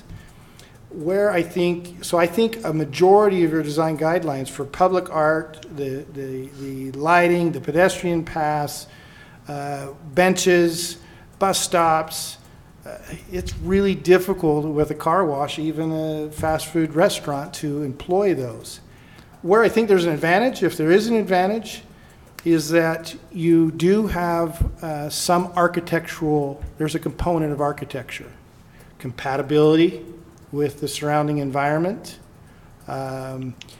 articulation to the building. And I think their schematic probably does satisfy the elements. We haven't gone through line by line to check it. I'm just from historic past looking at it. I think where the issue that I raised historically is that the color scheme is to be harmonious and compatible with surrounding development. So when Dairy Queen came in, when we talked about Sonic, other than their signing stuff, Grease Monkey came in with their reds. The Planning Commission has a historic interpretation of compatibility and harmonious of non-primary colors. So if you look at Dairy Queen, their blue is muted. The orange, copper are muted. So there is going to be tension between the corporate look of the yellow on this site versus the historic, and I think that's probably a big discussion between corporate identity and parish lane design guidelines. So, our view is the value of trying to take, we know it doesn't have frontage, we know it's not part of a larger project, so now it issues, are we going to use the visual presence to push those parish lane design guidelines? And we basically said it's up to the commission. The value for a car wash, probably not a lot of merit there. But confess, the car wash is on the Dairy Queen corner, no debate. You have frontage, you got to do it. Can you open up the Google Earth and just walk like as a drive east, like you would be turning left? Sorry, what? From Northwest. From Parish Lane to turn left on the, right there, and then flip it around, yeah.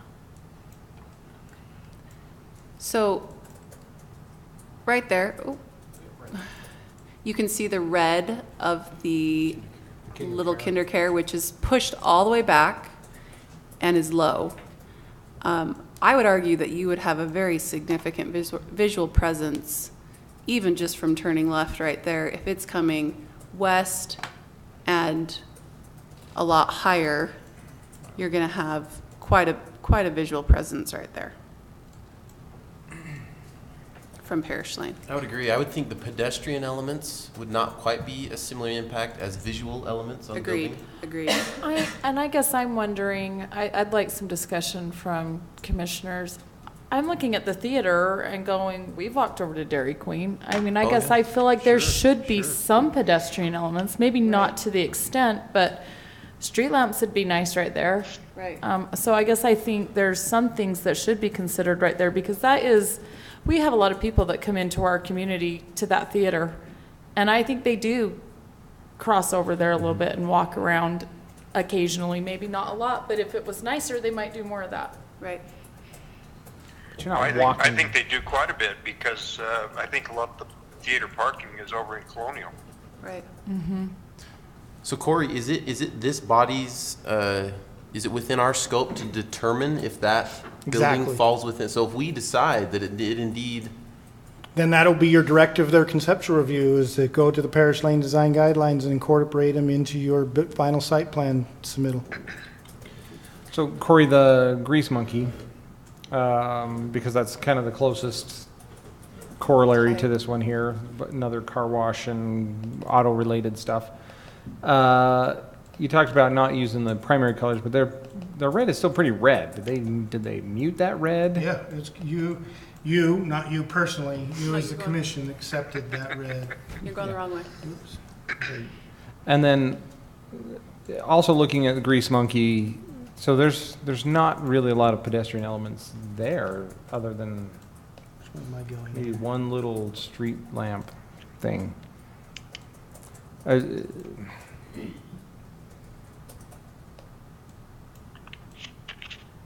Or two.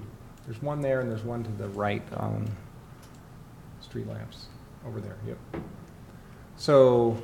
Well, I don't know that we'd have to be like, everyone's going to be walking to the car wash. Of course, that's like a big Yeah, nobody's no-brainer. washing to the car wash. They're not going to walking walk to the car there, wash. but they're going to be walking along that area. And speaking of just even the theater, I mean, I know from living north of that area, a lot of people just walk and bike to Dairy. I mean, Dairy Queen is one of the highest. Isn't it one of the highest grossing Dairy Queens in I the think they state? would say that. Yeah, I mean, it's insane, and I'm so glad that they're planning on moving that street cut, because Right? that is such a pain, because people are always parking there. So I think that's a great idea, but I do think, I would argue that there is still a lot of pedestrian traffic that goes through there, maybe not to the car wash, but through that area. So I think, And also don't forget, there are shoulds and shalls. So the constraint will be the shalls, which are mandatory incorporation. So they would have to evaluate those design guidelines, incorporate the shalls. And then the shoulds would be discretionary on Right. what it basically says is if feasible or if appropriate, you'll do Right. the shoulds. So, you know, there is two sets of values inside the Parish Lane Design Guidelines. So, sorry that, well, now you've moved away from the Sorry. grease monkey, but at the grease monkey, there's, so it just helped remind us of the, some of these Parish Lane guidelines as well. There's kind of that rock work, it looks like, around the car wash. Is there, and there's the pedestrian street lamps and things at the street. Right. What you'll generally see, just being generic with the grease monkey, is the materials. There's substantial maintenance-free materials expected, heavy materials, wainscot, those kind of elements associated with the building. The canopies that are located here. Do you see the walkway going through the drive aisle? It's got a lot of tire wear on the walkway. Right. You have the street lamps that are associated with that. So that gives you the basics of the architecture. And that's why I think a lot of the building design for QuickQuat will probably come pretty close. And it's up to them because everything costs money, but it certainly could be looked at where canopies and so forth. The pedestrian path leading to the front door is a mandatory across drive aisle lanes. And so that becomes something that I think is a mandatory, but the car wash doesn't really have patrons walking to the front door of the car wash. Is there, But they'll have to provide it. So that, but that well, rock. but on photo 2, it looks like they have a walkway across the drive aisle. Real quickly though, but so that rock work around the car wash, that's not necessarily Parish Lane guidelines, it's just that low maintenance material. Right, and then they go back through and decide how they want to sell that to the storyboard, because they provide a storyboard. Here's the materials, here's the maintenance free, it's supposed to be rock, brick, or some other material accepted by the commission. So there is some discretionary architecture, articulation, canopies, Well, they window expectations on the project, which they have a lot of windows. And they so- have canopies on photo 3 too. I mean, I think it looks nice. I think the concern might be the primary color. Yeah, I think a couple of the pedestrian elements will be interesting, and I think the staff will come to you with a recommendation of muted colors, because that has been the decision of the commission. If this group reverses that, that's entirely up to you, but we could not come to you without saying colors need to be harmonious and compatible, and your past interpretation is non-primary colors. Well, hopefully we'll still hear from the applicant, right? Maybe we can have the applicant address how this would impact the plan. Well, that's a good point. I know, that's why I was like, we shouldn't, I didn't Let's know not if you were jump the supposed to gun. talk No, that's about all fine. this yet. It was what happened eventually. You need to know the background so you can have the discussion with them. Were you complete with your presentation? Yep, go for it. Thank you. We would like to invite the applicant, if they are present, to come, make any comments towards the staff report, and then be available for any questions. If you would mind coming to a mic and stating your name. Thank you. My name is Larvin Pollock. I'm with Legend Engineering, representing Dallas Hakes, the applicant. He apologized he couldn't make it tonight. Thank you for considering this project. We're excited to be in Centerville and look forward to working with staff and you further. So, one comment off of what Cassie mentioned about the vacuums. Their whole business model is free vacuums, and so their traffic circulation kind of tries to force them through the tunnel and then into the vacuums, so other people can't just come in and get free vacuums and then leave, right? So that's kind of why that is designed the way it is. I knew they were despicable. Yeah, if you have any other questions, as far as the design guidelines, it's tough because, I mean, we've been wrapped into them on past projects, and some of them are good and some of them, you know, don't really work for our use. Like was mentioned, we don't have any reason for anybody to come to a door, or we don't sell any products or anything like that, so there's no reason for anybody to even get out of their car and go to a door or walk from the public sidewalk to the door. I mean, walkability, obviously there still will be the public sidewalk, and with the redevelopment of 400 West and that turn lane there are some other guidelines with landscaping and whatnot that we've talked about, so. Yeah, we're willing to work with the community and planning commission and staff and get it worked out. So with the bright colors, you know, they have a brand just like anybody else, McDonald's or you know, you name it. So as much as they can, they like to keep that, but have not been able to in some other places as well. So yeah, if you have any questions for me, I'd gladly answer. I do have just one on, you said nobody has any reason to come in. Do you sell like gift certificates? Nothing? Nope. So what they have is they have usually two staff at the car wash at all times, and there's kind of like a pay station. So when the car drives up to the pay station area right before they go into the wash, the staff will come out and greet them, and I'm sure they could buy a gift certificate at that point. Yeah. Thank you. Any other questions? What if like the vacuum doesn't work? I'm just trying to think like if there's absolutely no reason for anyone to ever, because there may like be a few reasons, not necessarily, you know, saying that this is going to be a foot trafficked area. Obviously, we recognize that, but there would still be a need. So there internally, there still are sidewalks in front of the vacuum, right, up to the doors, that type of thing, for the employees and anybody using that site, vacuuming their cars. And can you clarify, because it looks like in photo 2, it looks like there's a sidewalk right there going from the park. Right there, yeah, right there. So I mean, it's similar, if it's something like that, it's similar to what you've done before, right? Mm-hmm. Yeah, and like I said before, we have been, you know, an access to the public way is a requirement of most cities, right, regardless of design guidelines. So that usually happens anyway. Yeah, it's just not in that initial rendering that you have here. Oh, I see.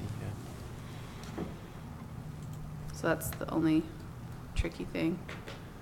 Yeah, and this, obviously, this is a conceptual site plan that can change and will probably change based on your recommendations. So. Well, I could say if Logan's vacuuming his car and I'm walking by Colonial, I might drop by and say hello. Well, if he's vacuuming his car after he's gone through the wash, though, because he would be despicable if he tried to wash after. That's right. That's right. Thank you. Any other questions for the applicant before we release them? Thank you. Thank you. This item has also been slated for a public hearing. If there's any members of the public that would like to speak to this, you're welcome to come forward to the mic at this time. Go ahead and speak or let us know your name and where you live, and we'd love to hear your comments.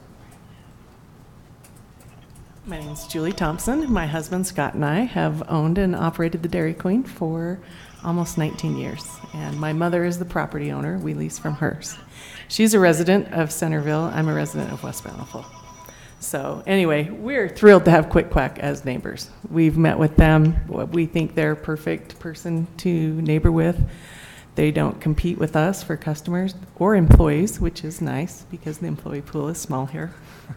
So we think that's great. Just a side note, historically, the pedestrian streetlights don't work a lot of the time.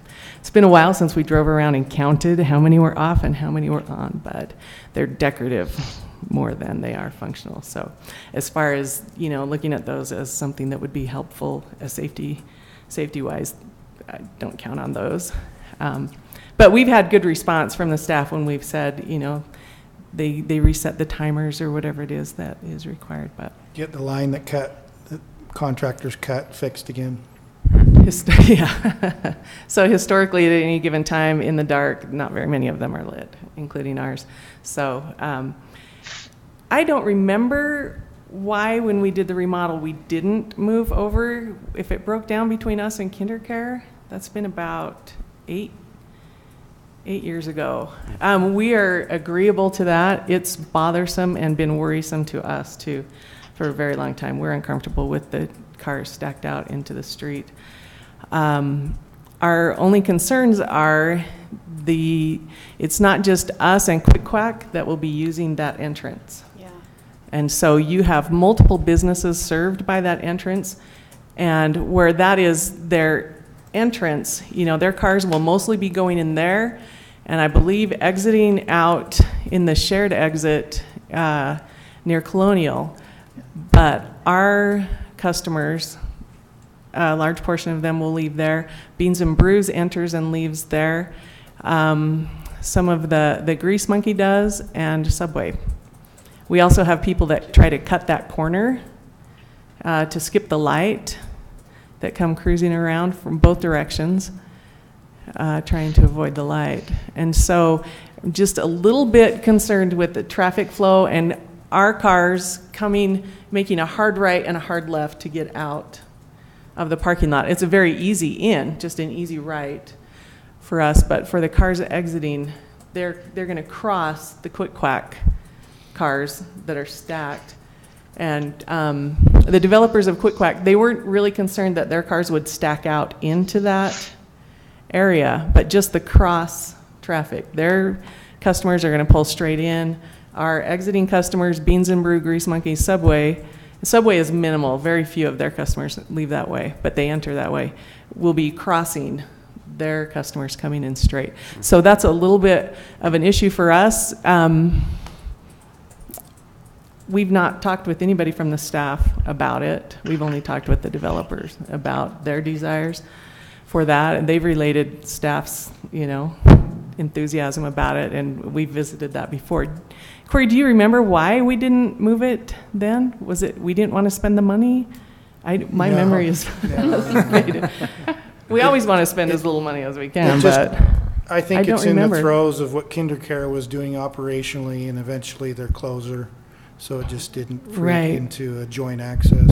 Well, and because part of our site plan was to remove that chain link fence, and we never could get anyone from KinderCare to communicate with us. I believe that's why that shared access didn't happen at that time, because it was perfect. Their peak times of going in and out were when we were not open, and they didn't conflict with our peak times, and so it would have been great, but I believe we just could not get anyone from KinderCare to communicate with us on that. And so we'll be happy to see that chain link fence go down too with this project. It's an eyesore and a garbage collector.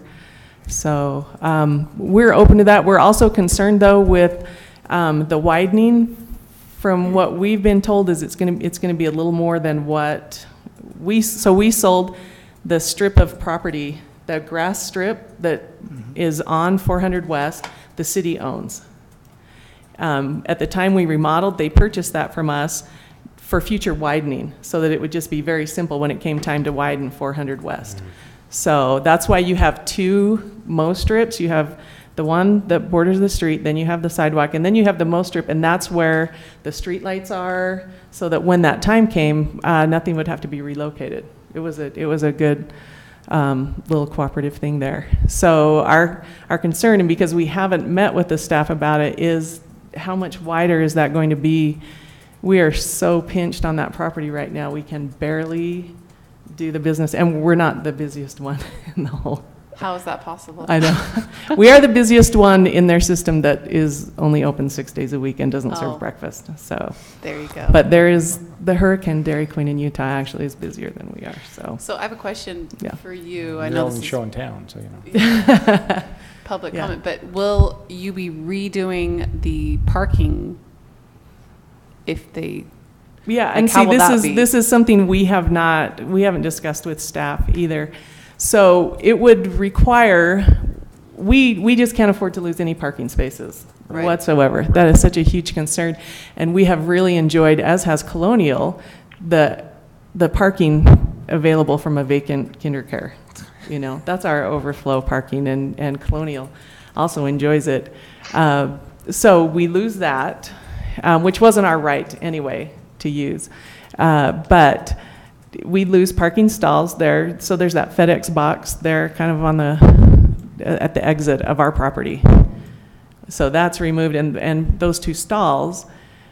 So the tree would probably have to go out and that little island, which then would, I think we barely meet the minimum requirements for landscaping for the parish corridor guidelines. So some kind of variance would have to come into play there, because we would have to pick up parking spaces there. We can't. What about to the east too? A little bit more. Right there, what's that?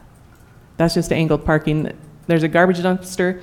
There's, so initially with the Beans and Brew development, the car wash redevelopment, that cement pad that you can see, that was to be a garbage enclosure that would be shared between the 2 properties.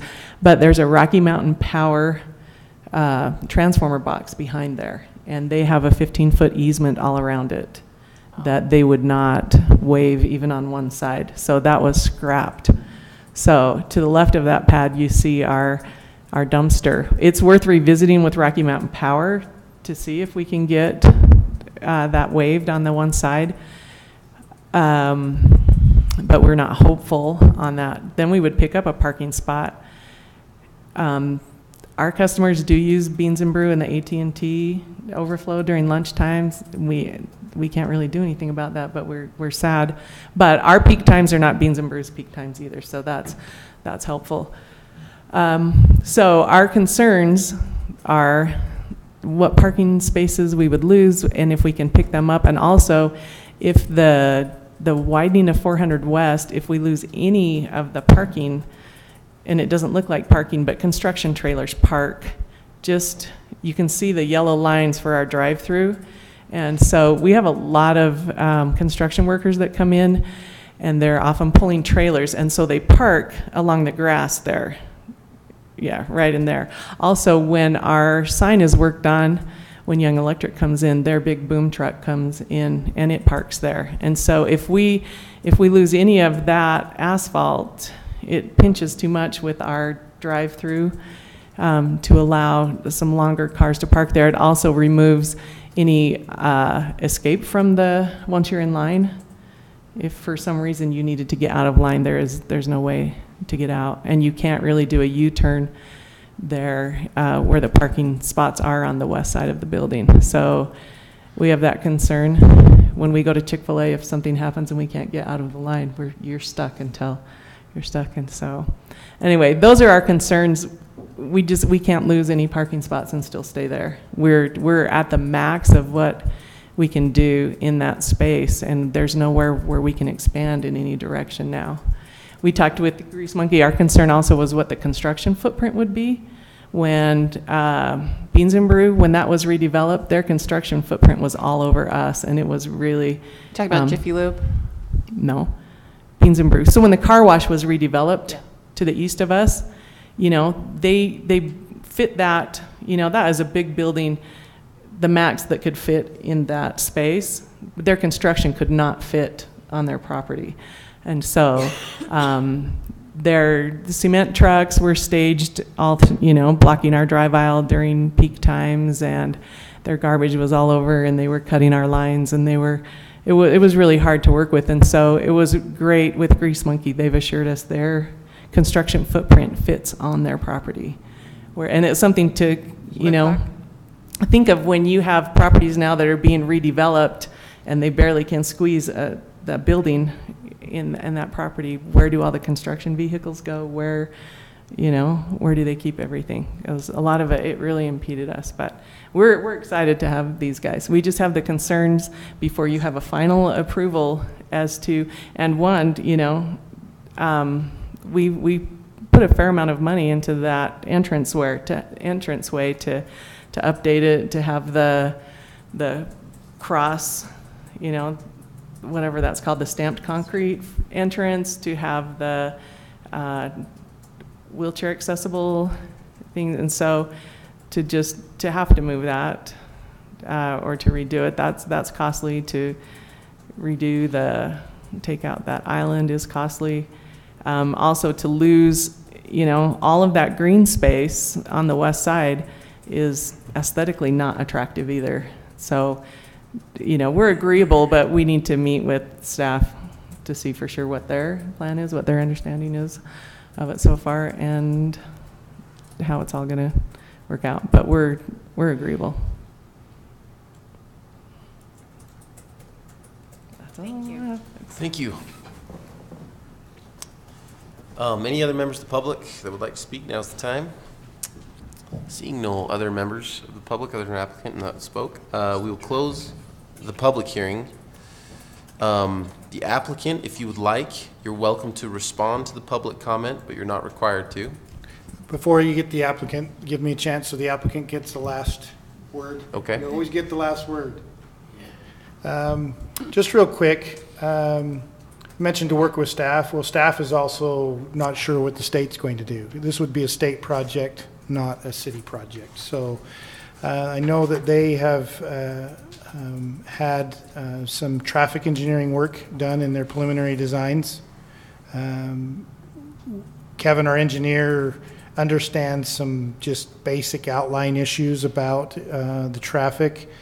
That's part of why staff and the engineer are requiring a traffic study, because it's at the discretion of the commission or staff.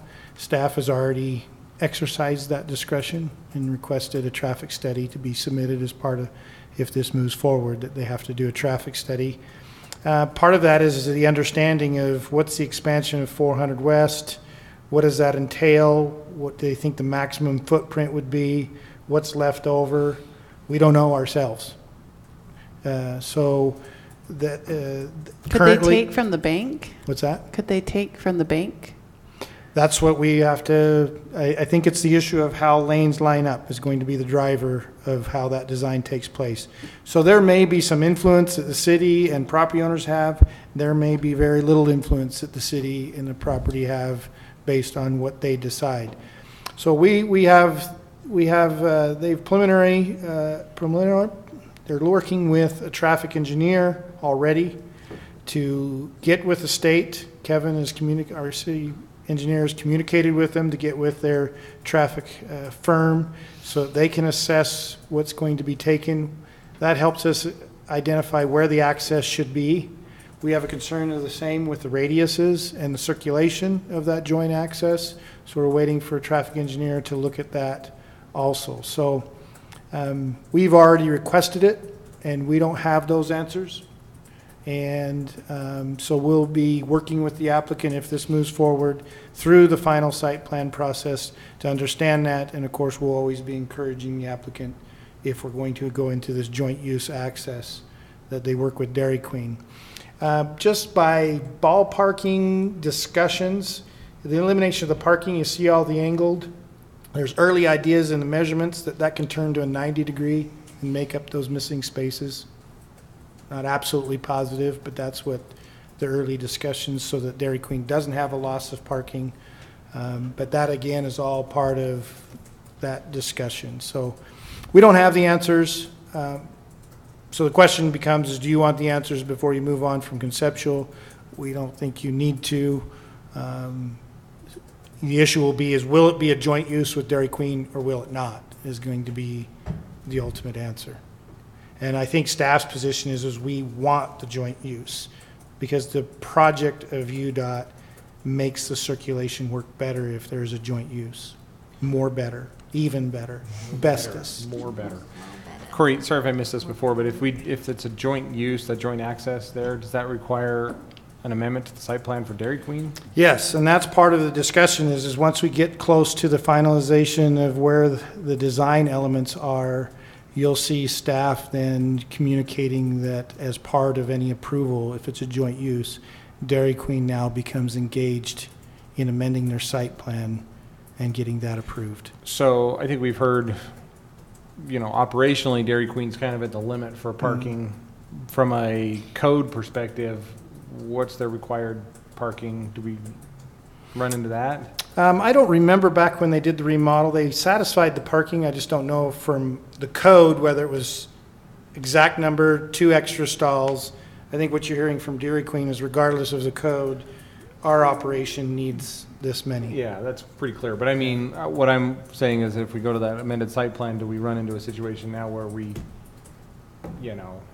just can't make it, right? Or yeah, there may become that something comes in the design, the radiuses, the cross traffic is is not functioning, and we may have to see a change, and how significant is that change from the early expectations. But we would anticipate that if the joint uses occurred, part of any final approval will be subject to Dairy Queen getting that amendment, which wasn't brought up but wasn't answered. Landscaping, there are parameters when there's a taking of a public road for right-of-way. You can drop below the number because of that taking. That's just an automatic. You become non-conforming, but you're allowed to have that.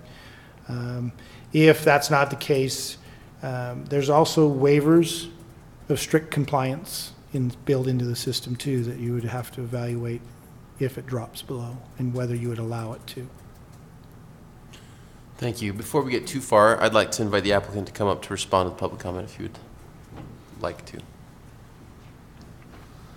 Well, I don't disagree with anything you stated. I just want you to know that we're willing to work with the city and Dairy Queen, and our hope is that, you know, by us being there, that and moving that entrance, that we can make Dairy Queen work even better than it does now, and get as many parking stalls, and just work together to provide the best solution we can. So that's all I have. Thank you. Thank you. Okay, any other questions that we had for staff? I would like to make a comment and maybe change my recommendation a little bit, because I think you guys are right. Back to the Parish Lane design guidelines. I think that you guys are right in that this is more than just about quick quack, and it might seem silly to just require all these pedestrian amenities for a car wash, but it's about the site as a whole and how it fits in with the larger neighborhood. So I don't think it would be a bad thing at all to require the design guidelines, because there's so much traffic and parking problems in this area already. If we could just kind of slowly make our way towards those walkable amenity like features, I think it wouldn't be a bad thing for the area. Even though it doesn't necessarily make the most sense for this use, I think for the area as a whole it could contribute. Corey and Cassie, do you guys think that that determination on whether or not it should be required to meet those design guidelines should happen here at Conceptual? Yes, you're part of that approval So we'd process. add that as It's your feedback on whether they fall within it or not, so that they can then go and prepare their final drawings. Yeah. So I think that would be adding to the conditions as well as the findings to support that conclusion. Right. So the findings, I don't know the spot in the code that dictates or It's illustrates how that. Parish Lane Guidance 12-63 in the code. So it's, yeah, the specific one on scope. Right, 1263-020. She put it in here. That are actually. Significant visual presence. Okay. So, just so I'm clear, are we limiting this to the visual aspect, or are we imposing all of the guidelines? Dave, I was thinking about that. I don't know that I'm comfortable limiting it to the visual aspect. I think if we say parish design guidelines, we say parish design guidelines, and even considering that it is an auto-oriented use, our ordinances are, yes, you can do an auto-oriented use subject to these guidelines. And so if we say this is parish design guidelines, whether or not we love the parish design guidelines is a separate issue. But if we put it in with that, I think we do all of them personally. But I don't think that's the question. I think the significant visual presence is the finding or the reason for going to the parish guidelines. So yes, all the parish guidelines will, once we say you're bound by the parish guidelines, right, you're bound by the parish guidelines, and there's the shall and the should. But the whole my reason for the question, significant. I guess maybe is to Corey, and that is, what is the nexus? Because the parish lane guidelines, it deals specifically with the visual aspects to incorporate properties outside of being directly on parish lane, right? Correct. You'd have to make a finding that it has a significant visual presence, and why. So if you if you make the finding that it has significant visual presence, then it would be your position that you can impose all of the guidelines, right? Correct. That's my opinion as well. Right. I mean, if you find that it meets the clarification, then it has to comply with all the design guidelines as Corey mentioned, some are shoulds and versus shalls, but it either needs to comply or not. Right. Okay, thanks for the clarification. Okay, any other, I guess perhaps the most proper way, unless there's more questions for staff, is we could put a motion on the table and then debate the motion. I hereby make a motion for the Planning Commission to accept the conceptual site plan of Quick Quack Car Wash at 510 North, 400 West, with directives 1 through 5 in this staff report, as well as an additional directive 6 that says something to the effect that the applicant shall abide by the Parish Lane Gateway Design Guidelines as defined in 12.63.020, suggested reasons for action 1 and through 3 in the staff report, with an additional 4th reason that the property has a significant visual presence on Parish Lane. Yeah, Or so something like maybe that. if you could, Property and its development will have a presence. Property and its development will have a significant visual presence on Parish Lane as defined again in 12.63.020. and I think, you want to flesh that out. Why does it? So due to its proximity to Parish, it's Okay. only one lot in, I and would- Dairy Queen and the Performing Arts Center. Yeah, I would say due to what she just said, due to proximity to Parish Lane, due to the development's conceptual site plan, proposed building location, and height. Does that seem like enough? Lisa, do you like that? Or more? If you have anything else to add. No, I don't think so. I think on condition 6, I think I would say that the condition is to the development shall comply with the Parish Lane Design Guidelines due to the significant presence finding by the Planning Commission. And then your 4. There you go. I like that. So that's my motion with help from Lisa. I will second that motion. So we have a motion and second. Now let's talk about any debate on the motion. Anyone have anything they'd like to discuss on that? I feel like, do you want to make any discussion first? It says here that you should go. Oh, should I do it? If you want to. I feel like I've said what I need to say, so thank you. I feel like that this site does play a significant role visually from Parish Lane. As described by code, I feel like for the reasons Becky stated, in addition to the size of that 4th West Parish Lane intersection, it's a large intersection and you can see a lot from there, and it does play a large prominent role in the Parish Lane corridor. I would also like to suggest that the applicant consider specifically, and perhaps this would be best done as an amendment to the motion.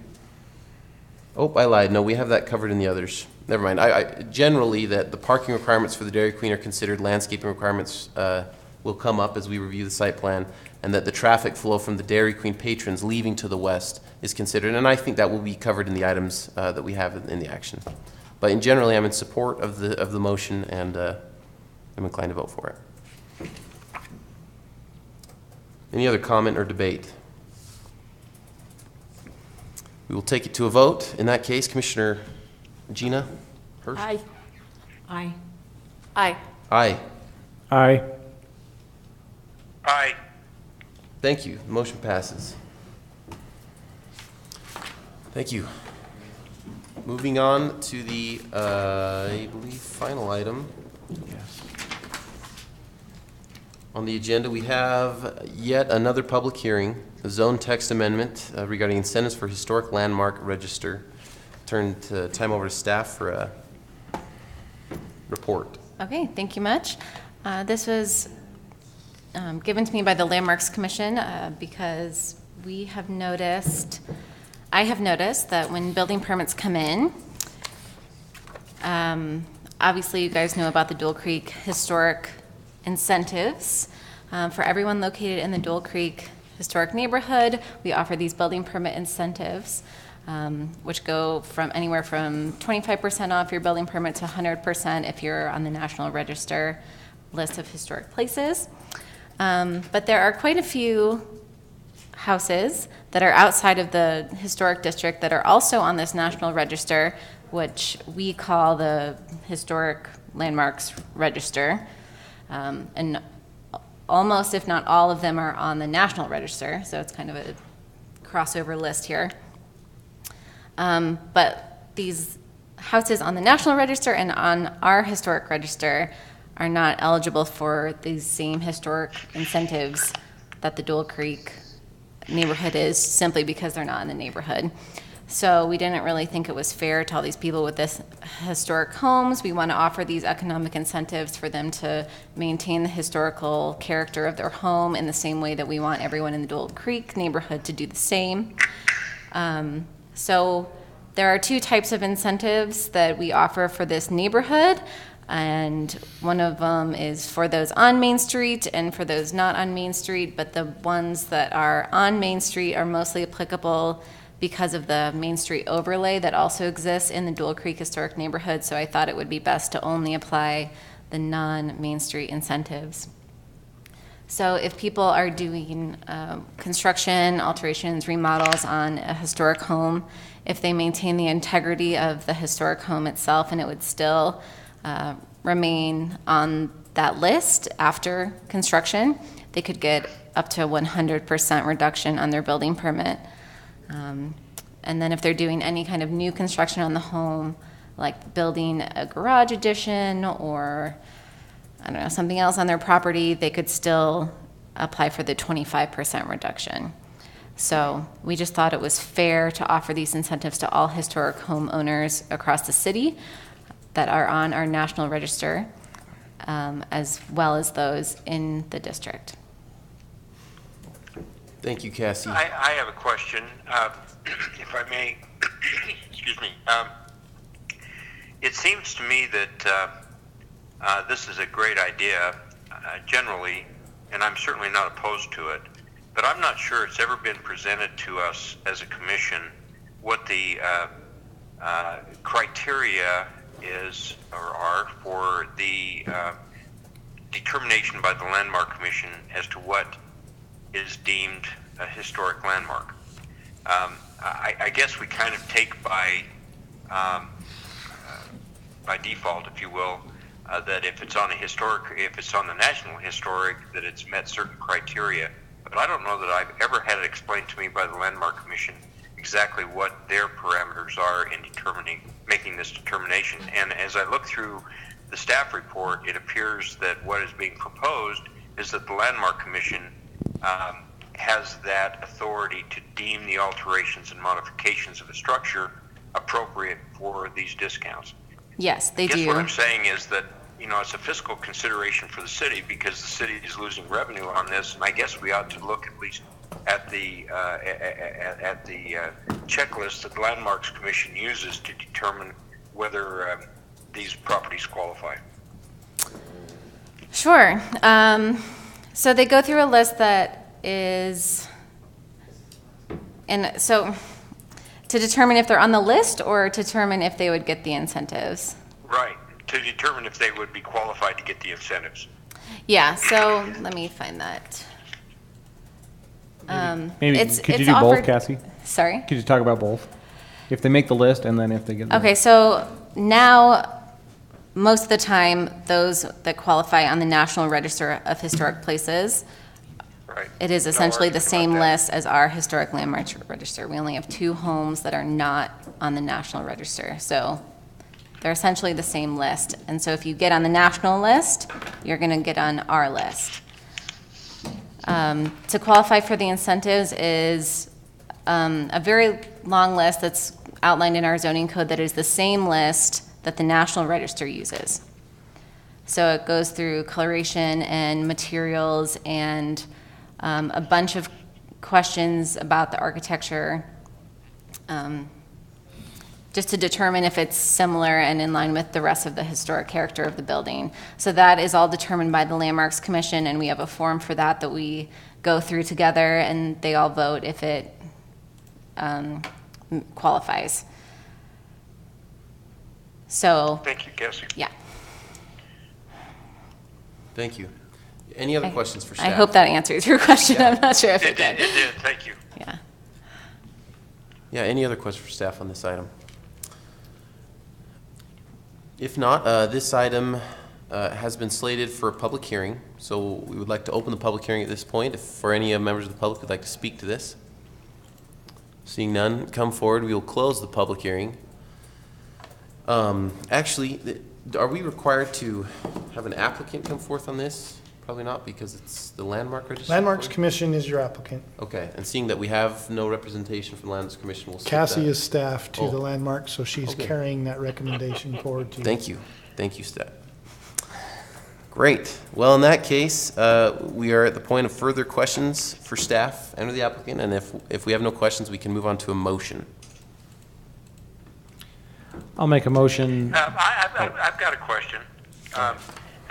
Has the council or staff looked at what the overall effect has been financially on the city based on Dual Creek and now, of course, the addition of these additional properties?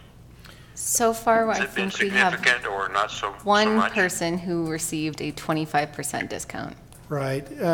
We estimated early on in the program that would run with some remodels, if people took advantage of it. I think Brandon did an analysis that it was maybe $900 a year if everyone remodeled according to it. And you said one person thus far has received So a far. 25% discount? Yes. Which came, do you know roughly what that came to an amount, a discount? I don't. It was on an accessory building, right, Cassie? It was the bungalow with the accessory building. Their permit was probably a couple of $1,000, so look at 25%. Okay. Yeah. So we're not talking a significant financial impact to the city by doing this, right? No, it only applies to the building fee and the plan review fee. So if you're looking at, your building permits are running $7,000 to $9,000 for an average home. That includes all the impact fees. So you're looking at $2,500 in building and another $600 in plan review. So you're still only looking at $2,000 to $3,000 where the percentage is calculated against. So you're saying that this program is definitely not the driver to the city's proposed property tax increase? No. But if we want to go there, we can have that discussion. And adding this list would My only question exactly. would only add 10 additional homes in addition to the Dual Creek neighborhood. I understand that list might expand if we get more on the National Register, but as of right now, there's only 10 homes that are not in Dual Creek that are on the list.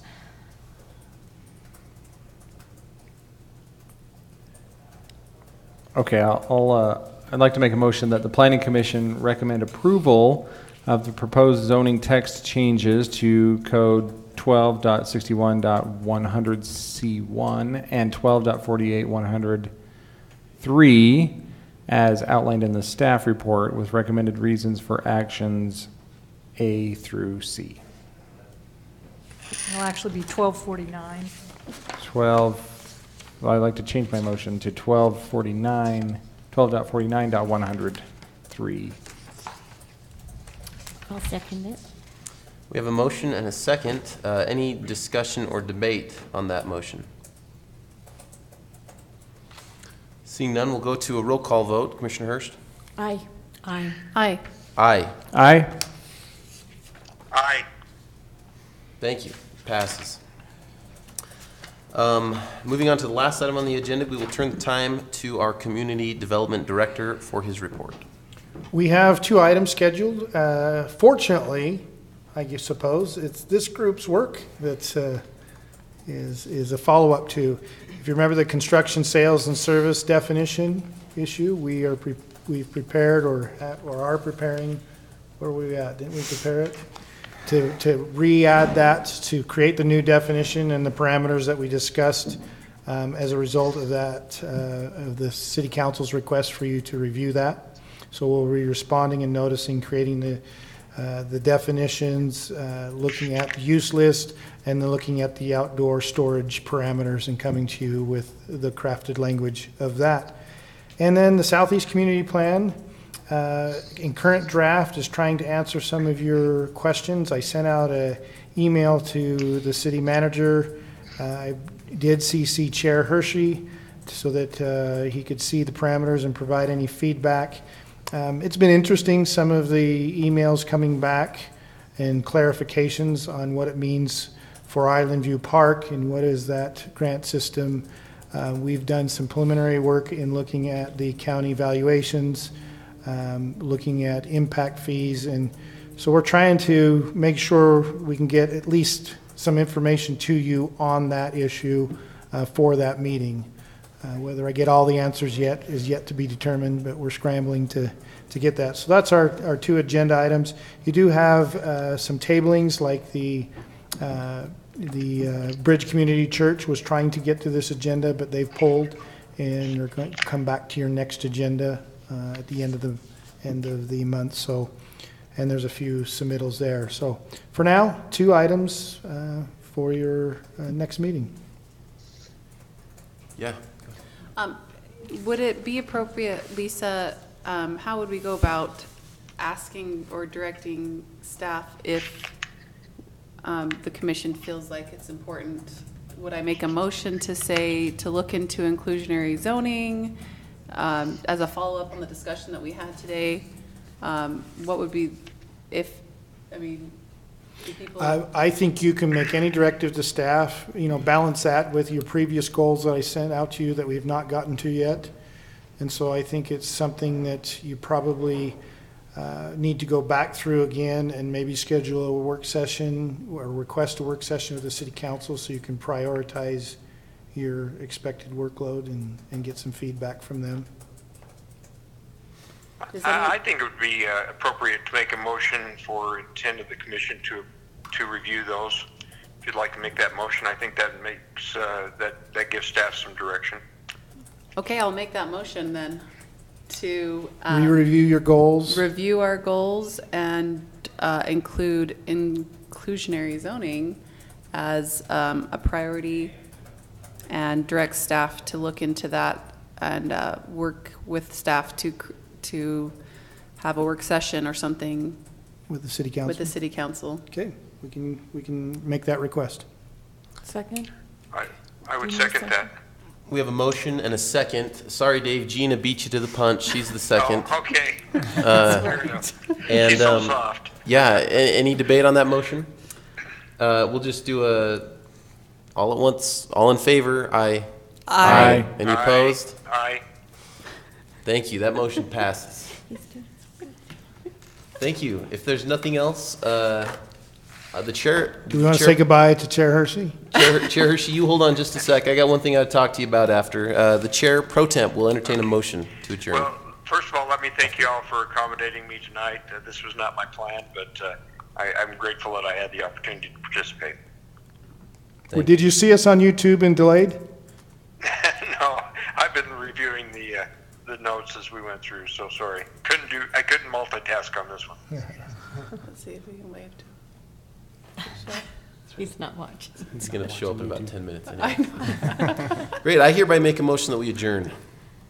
Second. All in favor? Aye. Any opposed? Aye. Aye. Thank you. Hey, Dave, one quick question.